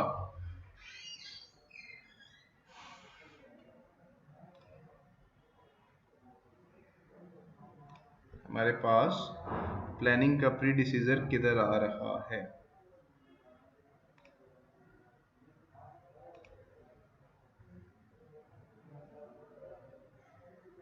अच्छा चलें, वो हमें यहाँ पे विजिबल नहीं है इसमें। अच्छा, ये हमने रिलेशंस दे दिए। अब हम कोई ऐसी एक्टिविटीज ढूंढते हैं जो at the same time start हो सकती हैं। अच्छा सॉरी, ये प्रीडिसीजर में हमने जाना है, प्रीडिसीजर का रिलेशन हम यहाँ से देख सकते हैं। यहाँ पे अगर आप गौर करें तो प्लानिंग का प्रीडिसीजर हमने क्या रखा था? Project start. तो प्लानिंग पे क्लिक करें तो ये प्रोजेक्ट स्टार्ट, और प्रोजेक्ट स्टार्ट का जो आपके पास प्रीडिसीजर है ये फिनिश टू स्टार्ट रिलेशनशिप है, और ये प्रीडिसीजर है आपका प्रोजेक्ट स्टार्ट का। प्रोजेक्ट स्टार्ट पे क्लिक करें तो उसका कोई प्रीडिसीजर नहीं है। फाइनलाइजेशन पे क्लिक करें तो फाइनलाइजेशन का प्रीडिसीजर क्या है? प्लानिंग। तो ये प्लानिंग आपके पास एज अ प्रीडिसीजर आ गया फिनिश टू स्टार्ट रिलेशनशिप के साथ, कि प्लानिंग जब खत्म होगी तो फाइनलाइजेशन शुरू होगी। अच्छा, अब अगर आप देखें कि लैग किस तरह इंट्रोड्यूस किया जा सकता है, यहां पे आप देखें कंक्रीट पोरिंग आप स्लैब की कर रहे हैं, ग्राउंड फ्लोर की जो स्लैब है उसमें आपने कंक्रीट पोरिंग की। अब कंक्रीट पोरिंग करने के बाद फॉर इंस्टेंस आपको 15 दिन का इंतजार करना है, तो कंक्रीट पोरिंग के बाद कौन सी एक्टिविटी? कंक्रीट पोरिंग डिपेंड कर रहा है स्टील फिक्सिंग पे। स्टील फिक्सिंग जब खत्म होगा तो आपकी कंक्रीट पोरिंग स्टार्ट हो जाएगी। इलेक्ट्रिकल वर्क है जो कंक्रीट पोरिंग के बाद शुरू होना है जी हमारे इसके मुताबिक। लेकिन अब हमने इलेक्ट्रिकल वर्क का क्या बताया कि भाई जब कंक्रीट पोरिंग जैसे ही जिस दिन खत्म होगी अगले दिन इलेक्ट्रिकल वर्क शुरू हो जाएगा। लेकिन ऐसा तो नहीं हो सकता, 15 दिन के लिए आपके फॉर्म वर्क उधर लगा हुआ है, 15 दिन आप उसको रिमूव नहीं कर सकते फॉर इंस्टेंस, 15 दिन आपको वेट करना होगा। तो रिलेशन तो यही रहेगा फिनिश टू स्टार्ट के, इलेक्ट्रिकल वर्क कंक्रीट वर्क के बाद ही शुरू होगा, लेकिन 15 दिन बाद शुरू होगा। रिलेशन फिनिश टू स्टार्ट ही रहेगा, लेकिन आप उसमें लैग इंट्रोड्यूस कर देंगे 15 दिन का। तो ये हमारे पास 15 दिन का लैग आ जाएगा कंक्रीट पोरिंग में, और ये आपकी कंक्रीट पोरिंग है। ये 15 दिन का आपके पास लैग आ गया। 15 दिन के लैग के बाद आपकी ये एक्टिविटी स्टार्ट होगी डियर स्टूडेंट। अब जब ये बीच में कोई एक्टिविटीज आ रही हैं, वो बीच में एक्टिविटीज क्या है आपकी? वो आपकी बीच की एक्टिविटीज ये हैं जो इलेक्ट्रिकल वर्क पे डिपेंड कर रही हैं, ठीक हो गया? या कंक्रीट पोरिंग पे आपकी जो डिपेंड कर रही थी। कंक्रीट पोरिंग आपने 15 दिन का लैग देके प्लम्बिंग वर्क। अब चूंकि कंक्रीट पोरिंग के बाद हमने, आपको याद होगा कि फर्स्ट फ्लोर का ब्रिक वर्क शुरू करा दिया था, इस ब्रिक वर्क का हम देखते हैं कि प्रीडिसीजर क्या है। अब इस ब्रिक वर्क का प्रीडिसीजर हमने वही कंक्रीट पोरिंग दिया हुआ है कि ग्राउंड फ्लोर की कंक्रीट पोरिंग हो जाएगी तो फौरन ही सुपर स्ट्रक्चर का ब्रिक वर्क शुरू हो जाएगा। फर्स्ट फ्लोर का ब्रिक वर्क फौरन ही शुरू हो जाएगा जैसे ही आपकी स्लैब पोरिंग हो जाएगी, लेकिन हमें 15 दिन का इंतजार करना है। तो ब्रिक वर्क जो है, जो फर्स्ट फ्लोर का है, वो डिपेंड तो कंक्रीट पोरिंग पे ही कर रहा है कि ग्राउंड फ्लोर की कंक्रीट पोरिंग होगी तो फौरन ही आपका ब्रिक वर्क शुरू हो जाएगा, रिलेशन फिनिश टू स्टार्ट ही रहेगा, लेकिन 15 दिन के बाद। तो यहाँ 15 दिन में ऐड कर दूं, अभी आप ये देखिएगा कि ये रिलेशन चेंज होगा, कंक्रीट पोरिंग के बाद फौरन शुरू हो रहा है ये वाली कोई एक एक्टिविटी, अब वो 15 दिन के गैप के बाद शुरू होगी। इसको अगर हम स्केड्यूल कर लें स्केड्यूल। अब जब हमने ये स्केड्यूल किया है ना, तो ये हमारे पास एक्टिविटीज प्रॉपर रिलेशन की फॉर्म में आ जाएंगी। इस फॉर्म में हमारा प्रोजेक्ट बन जाएगा।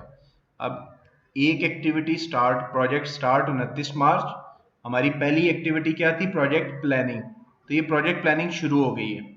अब प्रोजेक्ट प्लानिंग जब जाके खत्म होगी, ये प्रोजेक्ट प्लानिंग खत्म हुई, प्रोजेक्ट प्लानिंग के बाद हमने कहा था फाइनलाइजेशन शुरू हो जाएगी। फिनिश टू स्टार्ट रिलेशनशिप है, प्लानिंग के बाद फाइनलाइजेशन शुरू हो गई। फाइनलाइजेशन जैसे ही खत्म हुई, ठीक है, तो फाइनलाइजेशन के बाद इनिशियल सर्वे स्टार्ट हो गया। ठीक है, इनिशियल सर्वे जैसे खत्म हुआ तो क्लियरिंग लैंड। ठीक है, अब क्लियरिंग लैंड का रिलेशनशिप हम देखते हैं। क्लियरिंग लैंड जो है, इसका प्री डिसीजर है इनिशियल सर्वे, और ये क्या आ रहा है इसको देखते हैं। इसको अगर हम activity details, finish to finish relationship क्यों आ रहा है? अच्छा, clearing land before finishing project layout, finish clearing land before finishing project layout. Finish to finish relationship आ रहा है प्रोजेक्ट लेआउट का। अभी हम देखते हैं प्रोजेक्ट लेआउट। प्रोजेक्ट लेआउट का हमारा जो प्री डिसीजर है वो क्लियरिंग लैंड है। अब फिनिश टू फिनिश रिलेशनशिप आया हुआ है, ये गलत हुआ हुआ है। हालांकि इसका मतलब ये है कि जब क्लियरिंग लैंड खत्म होगी तो प्रोजेक्ट लेआउट भी खत्म हो चुका होगा। हालांकि हमने फिनिश टू स्टार्ट रिलेशनशिप देना है प्रोजेक्ट लेआउट का। प्रोजेक्ट लेआउट का प्री डिसीजर क्या है? क्लियरिंग लैंड, लेकिन फिनिश टू स्टार्ट रिलेशनशिप के साथ है।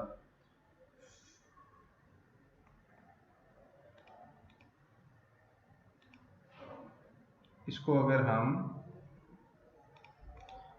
इसको कस्टमाइज प्री डिसीजर कॉलम, इसको हम इनिशियल सर्वे आ गया हमारे पास, इनिशियल सर्वे का हमारे पास प्री डिसीजर आ गया finalisation. Clearing land, clearing land का प्री डिसीजर हमारे पास आ गया इनिशियल साइट सर्वे। प्रोजेक्ट लेआउट, प्रोजेक्ट लेआउट के हमारे पास क्लियरिंग लैंड, ये दो आ रहे हैं, एक को हमें डिलीट करना होगा। ये मैं डिलीट पे क्लिक किया अपने कीपैड से और यस कर दिया। अब हमारे पास क्लियरिंग लैंड का ये स्टार्ट टू फिनिश आ रहा है, लेकिन हमने जो हमारा प्रोजेक्ट लेआउट है उसका प्री डिसीजर है क्लियरिंग लैंड, और फिनिश टू स्टार्ट रिलेशनशिप चाहिए हमें। ये फिनिश टू स्टार्ट रिलेशनशिप मैंने कर दिया। तो अब आप देखें कि ये एरो ठीक हो गया। ये एक्टिविटी खत्म होगी तो क्लियरिंग लैंड शुरू हो जाएगी। क्लियरिंग लैंड जब खत्म होगी तो हमारे पास क्लियरिंग लैंड के बाद हमारे पास प्रोजेक्ट लेआउट। प्रोजेक्ट लेआउट जैसे ही खत्म होगा तो हमारे पास एक्सक्वेशन शुरू हो जाएगी। ठीक है, ये हमारे पास एक्सक्वेशन जैसे ही खत्म होगी तो हमारे पास अगली एक्टिविटी शुरू हो जाएगी पीसीसी पोरिंग। पीसीसी पोरिंग जैसे ही, अब डियर स्टूडेंट्स, ये जो रेड कलर में आपको नजर आ रहा है ये क्रिटिकल पाथ है। क्रिटिकल पाथ ये है कि इसको अगर आप चेंज करेंगे तो प्रोजेक्ट की ड्यूरेशन चेंज हो जाएगी। ठीक है, क्रिटिकल पाथ में कोई भी चेंज आएगा तो उससे प्रोजेक्ट की ड्यूरेशन चेंज हो जाएगी। कंक्रीट पोरिंग जैसे ही खत्म हो गई तो ये देखें आप 15 दिन का लैग आपको नजर आ रहा है। इस 15 दिन के लैग के बाद जो है आपका इलेक्ट्रिक वर्क शुरू हो जाएगा, और इसके साथ ही आपके पास ऊपर का जो फर्स्ट फ्लोर है, जैसे ही आपके फॉर्म वर्क रिमूव हुआ 15 दिन के बाद, ऊपर का आपके पास क्या शुरू हो गया? फर्स्ट फ्लोर का ब्रिक वर्क शुरू हो गया। ब्रिक वर्क ग्रीन कलर में, क्योंकि आप ये देखें कि ऊपर की एक्टिविटी आगे जा रही है, उसकी ड्यूरेशन ज्यादा है और इसकी ड्यूरेशन कम है, यानी कि आप इस एक्टिविटी को मजीद बढ़ा भी दें तो आपके प्रोजेक्ट की ओवरऑल ड्यूरेशन चेंज नहीं होगी। अब ओवरऑल ड्यूरेशन चेंज नहीं होगी तो इसका मतलब है कि ये आपकी क्रिटिकल एक्टिविटी नहीं है, इसीलिए ये ग्रीन कलर में आ रही है। अगर मैं इस ब्रिक वर्क की ड्यूरेशन बढ़ा दूं और वो ड्यूरेशन इस रेड कलर की ड्यूरेशन से ज्यादा हो जाए, ठीक है, इलेक्ट्रिकल वर्क्स की ड्यूरेशन से ज्यादा हो जाए, तो ये मेरी एक्टिविटी रेड हो जाएगी और ये ऊपर की एक्टिविटी पर क्रिटिकल नहीं रहेगी। क्रिटिकल लॉन्गेस्ट पाथ जो मिनिमम कंप्लीशन टाइम देता है, जिसमें आपको जरा भी चेंज हुआ तो आपका प्रोजेक्ट ओवरऑल चेंज हो जाएगा, उसकी ड्यूरेशन कम या ज्यादा। अब इसी तरह ये आपके पास आ रहा है, ठीक हो गया। अब मैं क्या करता हूं कि फॉर इंस्टेंस पेंट्स का हमारे पास फिनिश टू स्टार्ट रिलेशनशिप आ गया, फिनिश टू स्टार्ट रिलेशनशिप आ गया।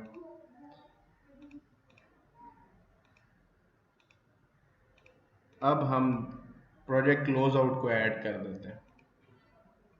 अब हम देख लेते हैं हमारी आखिरी एक्टिविटी क्या है।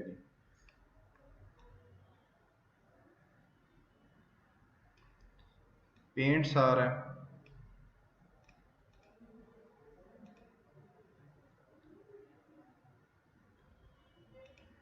इस पेंट्स को हम प्रोजेक्ट क्लोज, अब क्योंकि हमें सारी इंफॉर्मेशन में नहीं जा रहे, ये आपको सिर्फ सिखाने के लिए है कि कैसे मैं ड्यूरेशंस इसमें ऐड कर रहा हूँ और किस तरह इसके रिलेशन बन रहे हैं और किस तरह ये रिलेशन चेंज होते हैं और लैग किस तरह इंट्रोड्यूस होता है। तो मैं अब project close out, project completion जो है इस, अब ये कंप्लीशन है, इसका प्रीडिसीजर, ठीक है, ये चूंकि लास्ट एक्टिविटी है तो ये आपकी प्रोजेक्ट कंप्लीशन होगी। क्या हम इसको असाइन कर सकते हैं प्रीडिसीजर? प्रीडिसीजर, अब अगर आप आए तो इसको प्रीडिसीजर हम कह देते हैं, ये पेंट्स आ गया हमारे पास, इस पेंट्स को हम इसका प्रीडिसीजर ऐड, ठीक हो गया। अब हमारे पास देखते हैं हम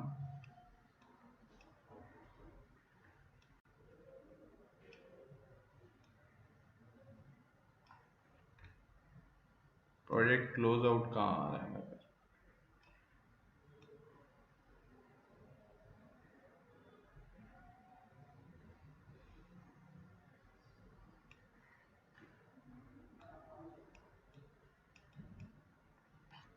ये हमारे पास प्रोजेक्ट कंप्लीशन आ गया, प्रोजेक्ट क्लोज आउट आ गया हमारे पास 29 मार्च, आफ्टर पेंट्स हमारे पास प्रोजेक्ट क्लोज आउट आ गया। ये हमारी एक्टिविटीज थी और ये हमारा ऊपर एक स्केड्यूल बन गया क्रिटिकल पाथ वाला। क्रिटिकल पाथ मैंने आपको बता दिया है कि रेड कलर में है और ग्रीन कलर में आपके पास यहाँ पे एक एक्टिविटी आ रही है जिसकी ड्यूरेशन ऊपर क्रिटिकल पाथ की एक्टिविटी की ड्यूरेशन से कम थी, इसलिए वो ग्रीन कलर में है। और अगर उसकी ड्यूरेशन आप उस मेन एक्टिविटी से बढ़ा देंगे तो जिसकी ड्यूरेशन ज्यादा होगी वो आपका क्रिटिकल एक्टिविटी हो जाएगी और नॉन क्रिटिकल एक्टिविटी आपकी ग्रीन कलर में कन्वर्ट हो जाएगी, ठीक हो गया। अब हम इसको आगे लेके चलते हैं, जो हमने चेंजिंग की हैं। आप every time you have to assign, जब आप असाइन करेंगे ये आपके पास एक क्लॉक टाइप आ रहा है, स्केड्यूल करेंगे, इसको आप स्केड्यूल कर दें तो जो भी आपने चेंजिंग की होगी किसी भी एक्टिविटी के रिलेशन में वो चेंज जो है इधर आपके पास आ जाएगा, ठीक है। मैं इसको जरा कम करूं और ये अब आपको पास प्रोजेक्ट नजर आ रहा है।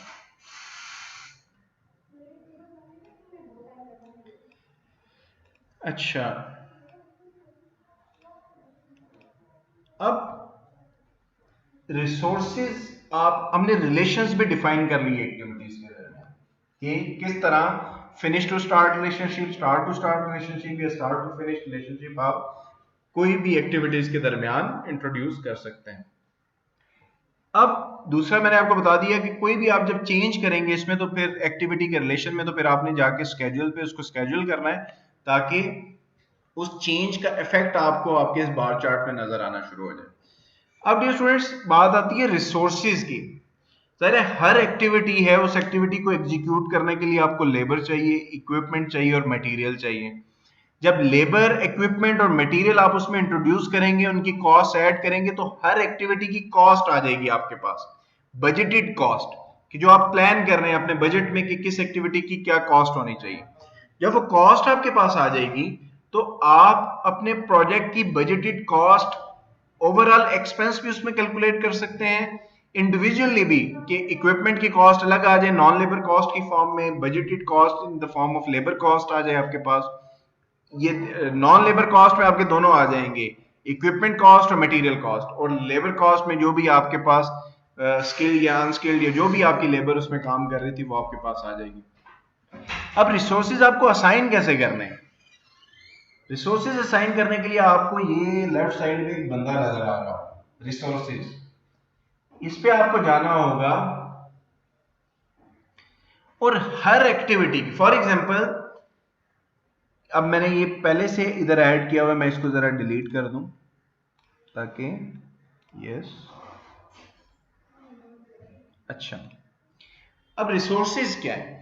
मिसाल के तौर पे आपके प्रोजेक्ट की मुख्तलिफ एक्टिविटीज में एक एक्टिविटी है एक्सक्वेशन।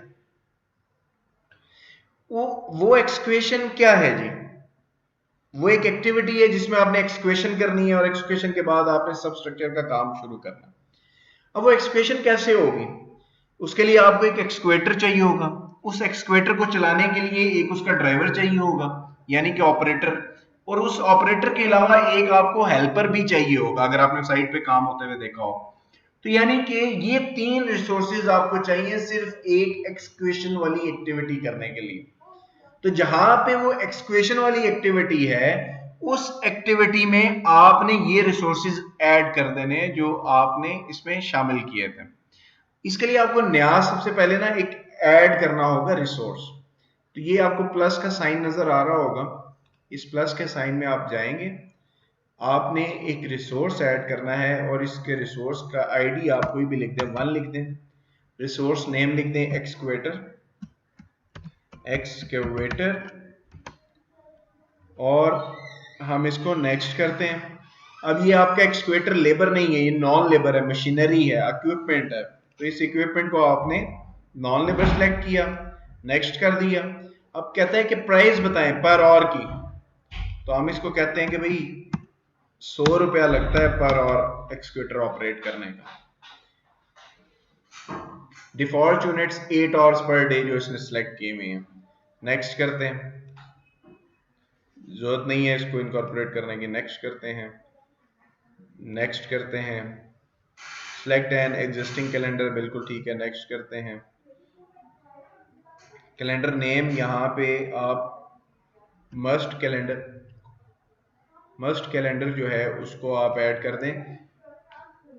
मस्ट कैलेंडर को आप ऐड करेंगे तो नेक्स्ट कर दें, नेक्स्ट करें, और हम अब इसको फिनिश कर देते हैं।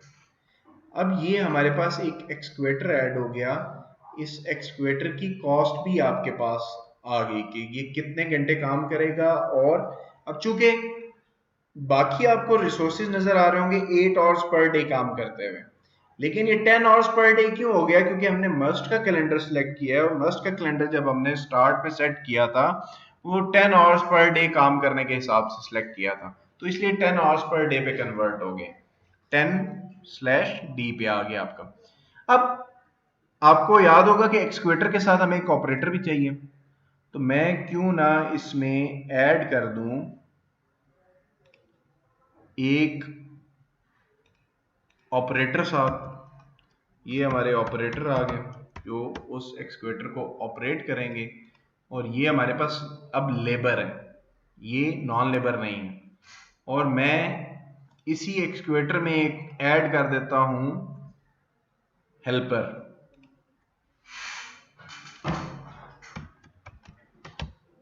अब ये भी हमारे पास लेबर है। अब इसमें फर्दर अमेंडमेंट क्या करनी है कि ऑपरेटर में आप जब जाएंगे तो ऑपरेटर को सिलेक्ट किया आपने और उसकी यूनिट्स एंड प्राइजेस जनरल में आप जाएं,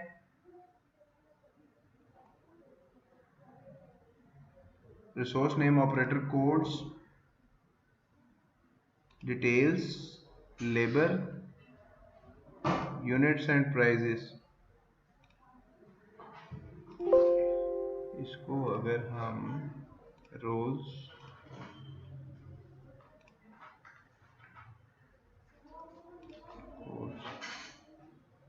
डिटेल्स लेबर यूनिट प्राइस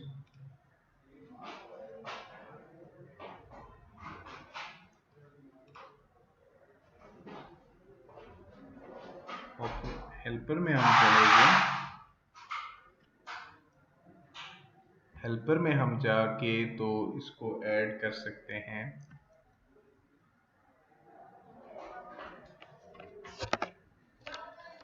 इसको मुझे चेक करना होगा कि यहाँ पे हमारे पास ये प्राइजेस का ऑप्शन क्यों नहीं है।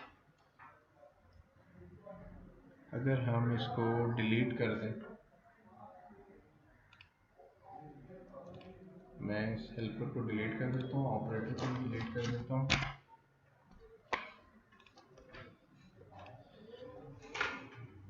अच्छा, एक्सक्वेटर आ गया है और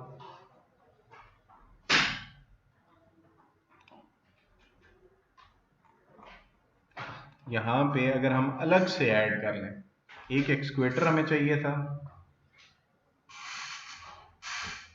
एक्सक्वेटर के साथ हमने एक नई आईडी दी, रिसोर्स नेम हमने ऐड कर दिया एक्सक्वेटर ऑपरेटर, एक्सक्वेटर ऑपरेटर आ गया आपके पास। नेक्स्ट करें, अब ये लेबर है, नेक्स्ट करें, यूनिट प्राइस पर, और फॉर इंस्टेंस ये 100 रुपये ले रहा है हमसे, ठीक है, 10 आवर्स पर डे काम कर रहा है। नेक्स्ट करते हैं, next next must calendar next और फिनिश। और साथ ही हम एक्सक्वेटर में ही जाके ऐड को क्लिक करते हैं और इसमें हमारे पास आ जाएगा 3 में एक्सक्वेटर हेल्पर। एक्सक्वेटर हेल्पर में आपने लेबर है, ये लेबर सेलेक्ट करना है, नेक्स्ट करना है। हेल्पर जो है फॉर इंस्टेंस वो हमसे 80 रुपीज़ चार्ज करता है पर आवर। नेक्स्ट करते हैं, 10 आवर्स पर डे ही काम करेगा, कैलेंडर हमारा वही रहेगा। नेक्स्ट करके हम इसको फिनिश कर देंगे। तो डियर स्टूडेंट्स, ये अब हमने एक्सक्वेटर और उसमें हेल्पर और ऑपरेटर ऐड कर दिए। पहले मैं इधर से राइट क्लिक करके सिलेक्ट कर रहा था, वो मैं गलती कर रहा था। आपने एक्सक्वेटर कर लिया, फिर एक्सक्वेटर के ऊपर ही क्लिक करना है, उसको क्लिक करने के बाद आपने दोबारा इस प्लस साइन पे जाना है और इस तरह फिर आपने इसके साथ एसोसिएटेड जो हेल्पर और ऑपरेटर है वो ऐड कर देना। अब ये आपका रिसोर्स एक जनरेट हो गया एक स्पेसिफिक एक्टिविटी के लिए। इसी तरह अगर आपने किसी एक्टिविटी के साथ कोई और रिसोर्स ऐड करना है, कोई मेसन, कोई लेबर, कोई स्किल्ड, कोई स्पेशल रेलिवेंट टू द किसी स्पेसिफिक टास्क के कोई आपने लेबर जिसकी स्पेशलिटी है उस काम में, वो ऐड करना है। आपने कोई पेंट डिस्टेंपर के लिए लेबर ऐड करनी है, उसका अलग रेट होगा, तो आपने वो पेंट डिस्टेंपर के हिसाब से एक रिसोर्स जनरेट कर लेना है, जैसे अभी हमने एक्सक्वेटर के हिसाब से रिसोर्स जनरेट किया। इसी तरह मटेरियल भी आप हर एक्टिविटी में, किस एक्टिविटी में कितना मटेरियल होगा वो आप इसी तरह नॉन लेबर करके मटेरियल सिलेक्ट करके आप उस मटेरियल को ऐड कर सकते हैं। फिर ये जब आप पूरी लिस्ट अपने रिसोर्सेज की बना लेंगे इसमें, तो यहां से आपने रिसोर्सेज को उठाना है और अपनी एक्टिविटीज में जाके उनको अटैच कर देना है। मिसाल के तौर पे एक रिसोर्स हमने जनरेट किया है एक्सक्वेटर के हिसाब से, अब ये रिसोर्स सिर्फ हमारा कहाँ इस्तेमाल होगा, एक्सक्वेशन में, तो हम इसको जाके एक्सक्वेशन में ऐड करते हैं। हम एक्टिविटीज में चले जाते हैं, एक्टिविटीज में जाने के बाद हम ढूंढते हैं जनाब हमारी एक्सक्वेशन किधर है। ये हमें एक्सक्वेशन नजर आ गई। इस एक्सक्वेशन पे जाके हम क्या करेंगे, इस रिसोर्स को, इस एक्टिविटी को रिसोर्स असाइन करेंगे। इसको कर देते हैं हम असाइन रिसोर्सेज। अब असाइन रिसोर्सेज में आपको याद होगा हमने एक एक्सक्वेटर, उसके अंडर ही एक हेल्पर और ऑपरेटर आ रहा है, इसको सिलेक्ट करके हमने ऐड कर दिया। कोई और रिसोर्स अगर आपने इस एक्टिविटी में ऐड करना है तो वो रिसोर्स भी आप उसमें ऐड कर सकते हैं।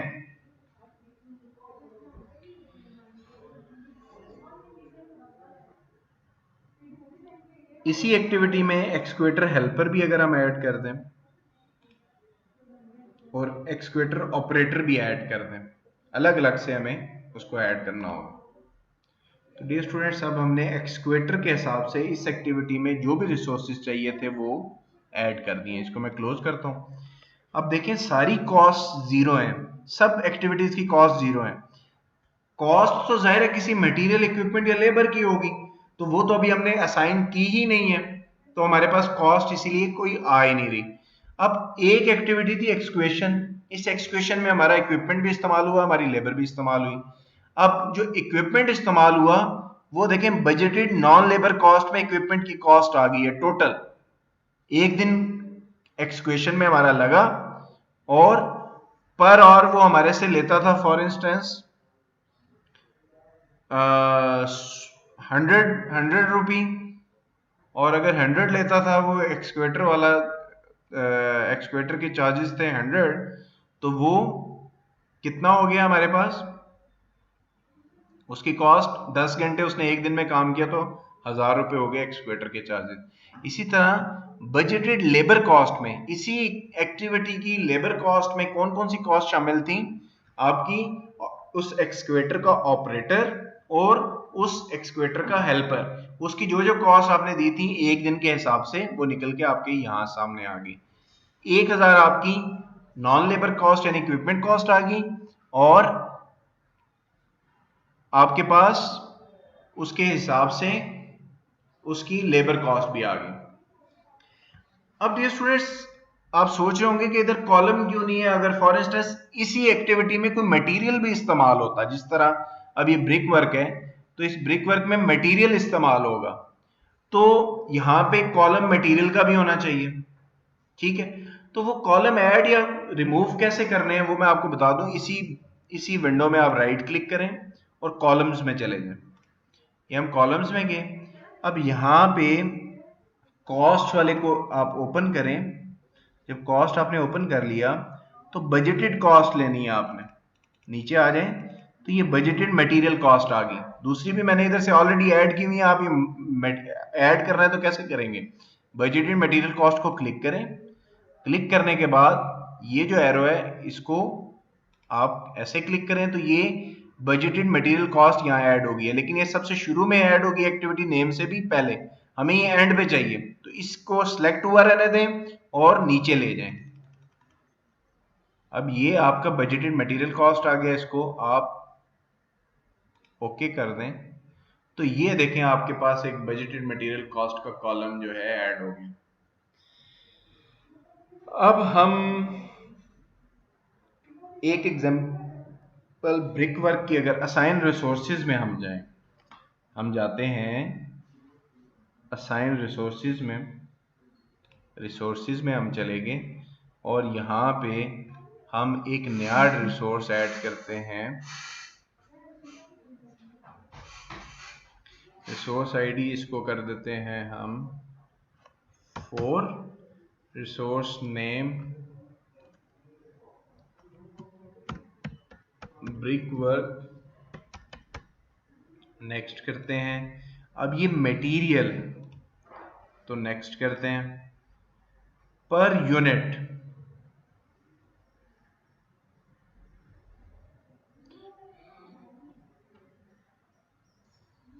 अब आप इसको आपने देखना है कि कितने टाइम में कितनी कॉस्ट का ब्रिक वर्क आप कर सकते हैं। फॉर इंस्टेंस 1 घंटे में आप 1000 रुपए का ब्रिक वर्क कर सकते हैं। नेक्स्ट करें, नेक्स्ट करें,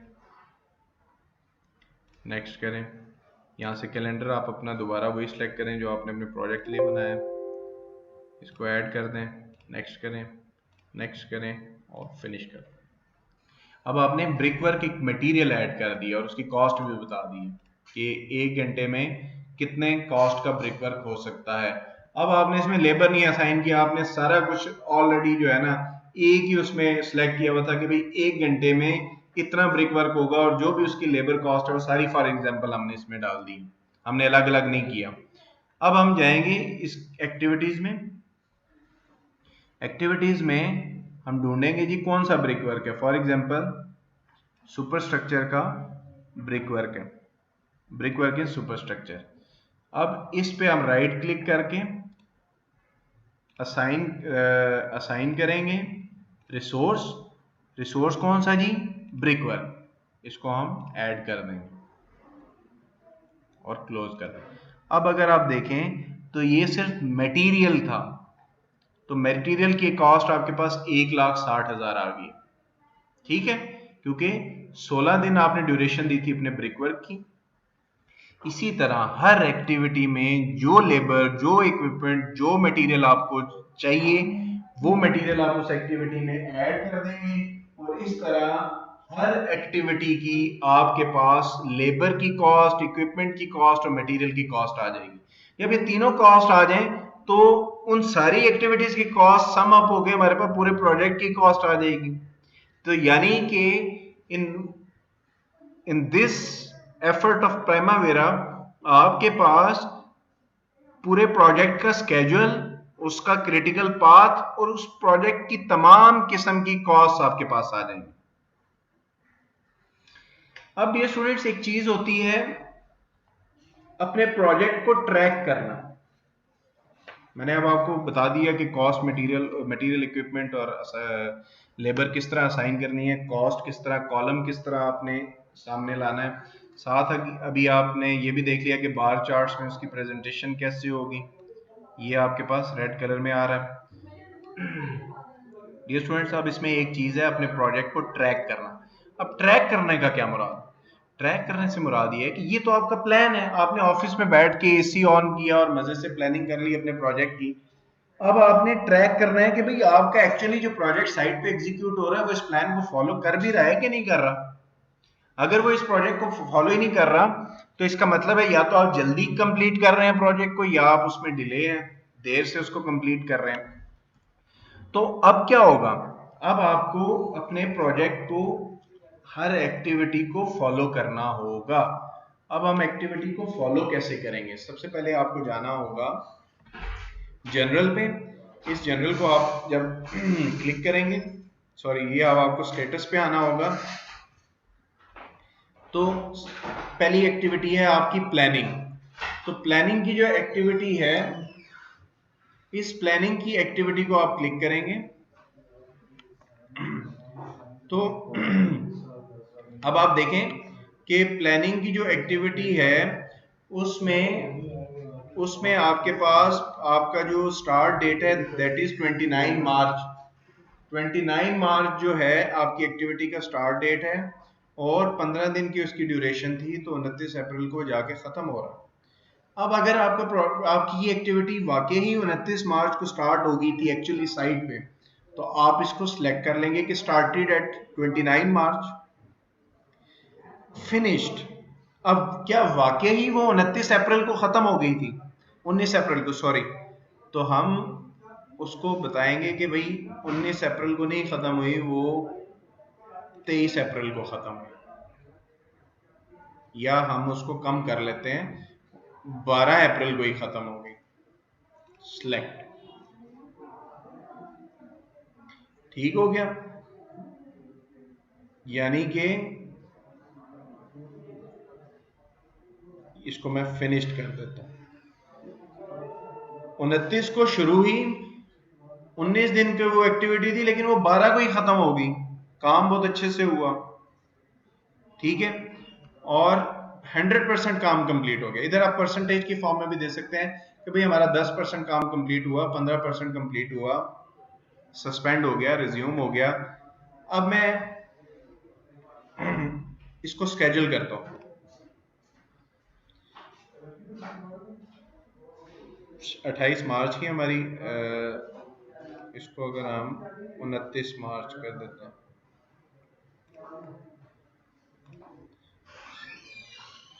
अब अगर हम जाके देखें हमारी पहली एक्टिविटी डियर स्टूडेंट, तो ये जो अब ब्लू कलर में आपके पास आ गया है, एक आपके पास आ जाएगा एक्चुअली एग्जीक्यूशन और एक आपके पास आ जाएगा प्लान। अब ये देखिए कलर चेंज हो गया, अब ये ब्लू कलर में चला गया, ठीक है। 29 मार्च को आपका प्रोजेक्ट शुरू हुआ और 12 अप्रैल को आपका प्रोजेक्ट खत्म हो गया, आपकी ये वाली एक्टिविटी पहली एक्टिविटी खत्म हो गई। अब ये उसकी एक्चुअल ड्यूरेशन हो गई है जो साइट पे एक्चुअली एग्जीक्यूशन हुई है। अदरवाइज हमारी जो प्लानिंग थी, जो हमने ऑफिस में बैठ के प्लानिंग की थी, वो 19 दिन थी और उस 19 दिन के हिसाब से इसको ज्यादा देर बाद खत्म होना चाहिए था, लेकिन ये जल्दी खत्म हो गई तो हमारी इसकी ड्यूरेशन जो है वो कम हो गई।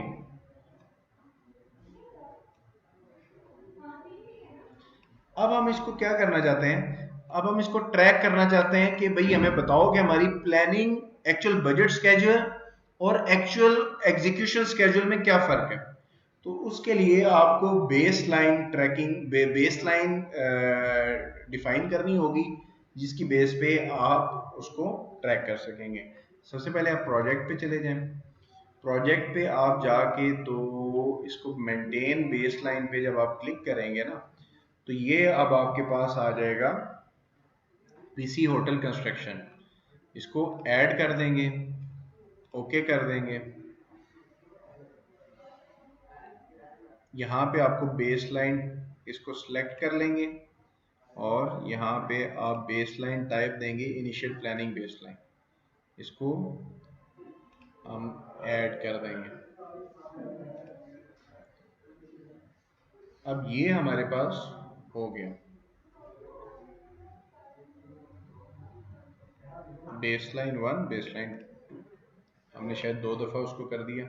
अब हम जाते हैं प्रोजेक्ट पे, प्रोजेक्ट को असाइन बेसलाइन पे जाते हैं।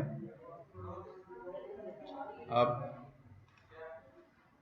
पीसी होटल कंस्ट्रक्शन B1, इस B1 को रहने देते हैं, B1 रहने देते हैं, प्राइमरी यही रहेगा, सेकेंडरी को छेड़ने की जरूरत नहीं है, ओके कर देते हैं।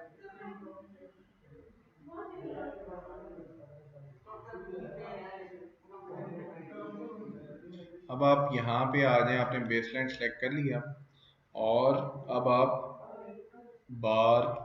बार्स पे क्लिक करते हैं।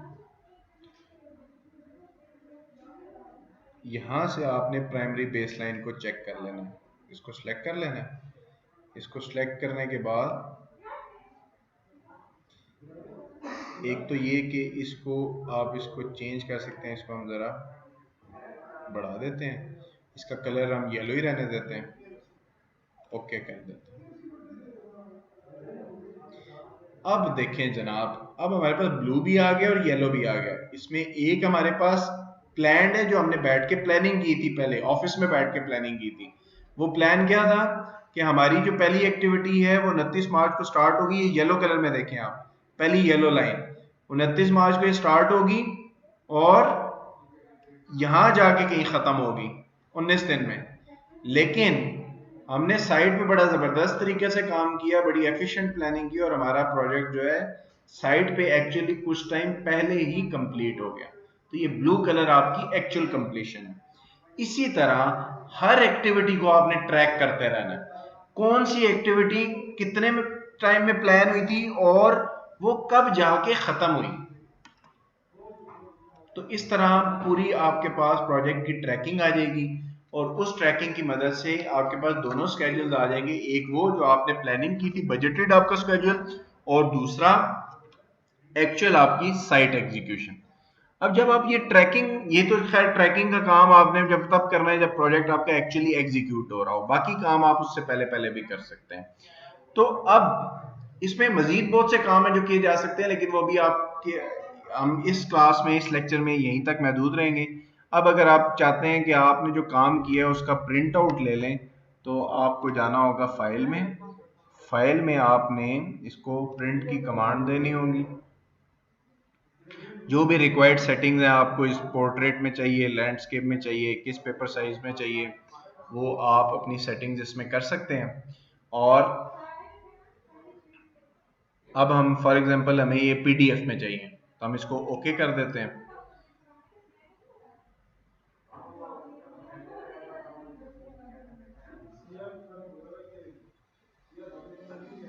अब ये इसको पीडीएफ में कन्वर्ट करेगा। ये आपसे लोकेशन पूछ रहा है कि आप इसको डेस्कटॉप में फाइल नेम, हम इसको पीडीएफ में इसको सेव कर देते हैं, प्राइमावीरा पीडीएफ फाइल। अब मैं इसको सेव कर देता हूँ डेस्कटॉप पे।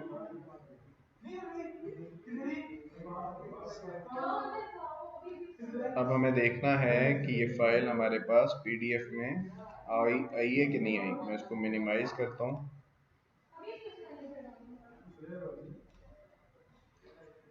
प्राइमावीरा पीडीएफ फाइल हमारे पास डेस्कटॉप में आ गई है।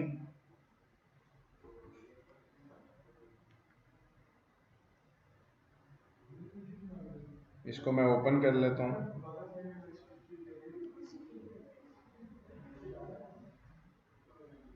अभी हमने इसकी प्रिंट फॉर्मेट में कोई सेटिंग या चेंजिंग नहीं की है। लेट्स सी ये किस फॉर्म में हमारे पास आता है।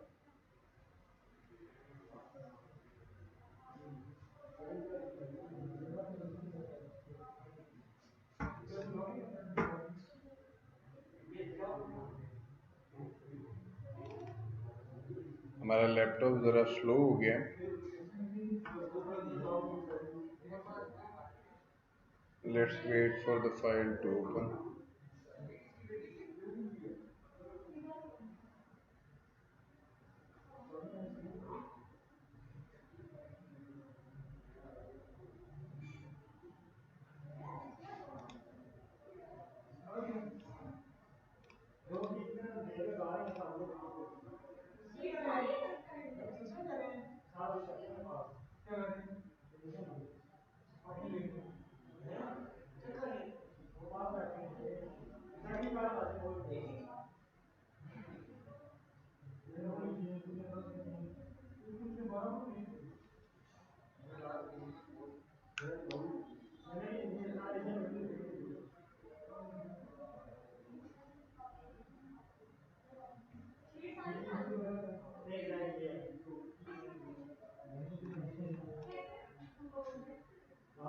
Laptop is very slow. That's why we are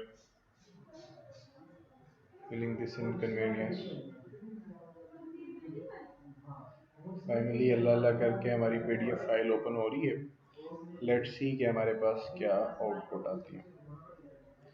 okay ji dear students, इसमें देखें ये कॉलम ज़रा वाइड वाइड है। हम इसकी सेटिंग कर सकते थे, इन कॉलम्स को ज़रा कम करते तो हमारी ये कॉस्ट जो हैं और ये जो प्रोजेक्ट की डेट्स हैं ये बड़ी क्लियर आ सकती थी।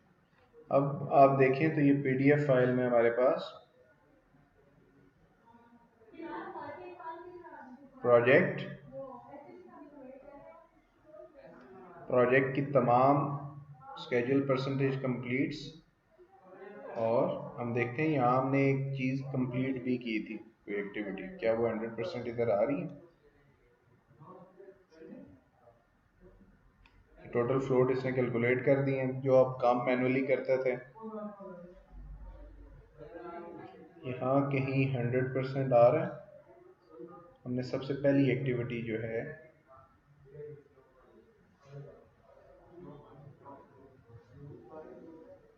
प्रोजेक्ट प्लानिंग,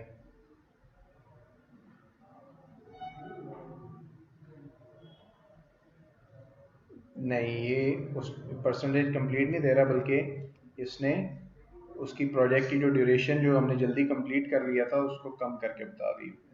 अभी इसमें फर्दर सेटिंग्स हो सकती हैं, वो एक डिटेल टास्क है, उस पर मैं इंशाल्लाह आपको बाद में बताऊंगा। और ये इन स्केड्यूल्स के प्रिंट आउट्स कैसे लेने हैं ये भी हम अपनी नेक्स्ट ट्यूटोरियल में करेंगे। इस तरह ये आपके पास पीडीएफ फॉर्म में कॉस्ट आ गई हैं। हमें इसकी प्रॉपर सेटिंग करनी पड़ेगी और उसके बाद हमारे पास रिक्वायर्ड प्रिंट आउट्स आएंगे जो हमें चाहिए होंगे। ये था हमारा आज का लेक्चर जी। Thank you very much. Stay blessed. Allah हाफिज़। अस्सलाम वालेकुम।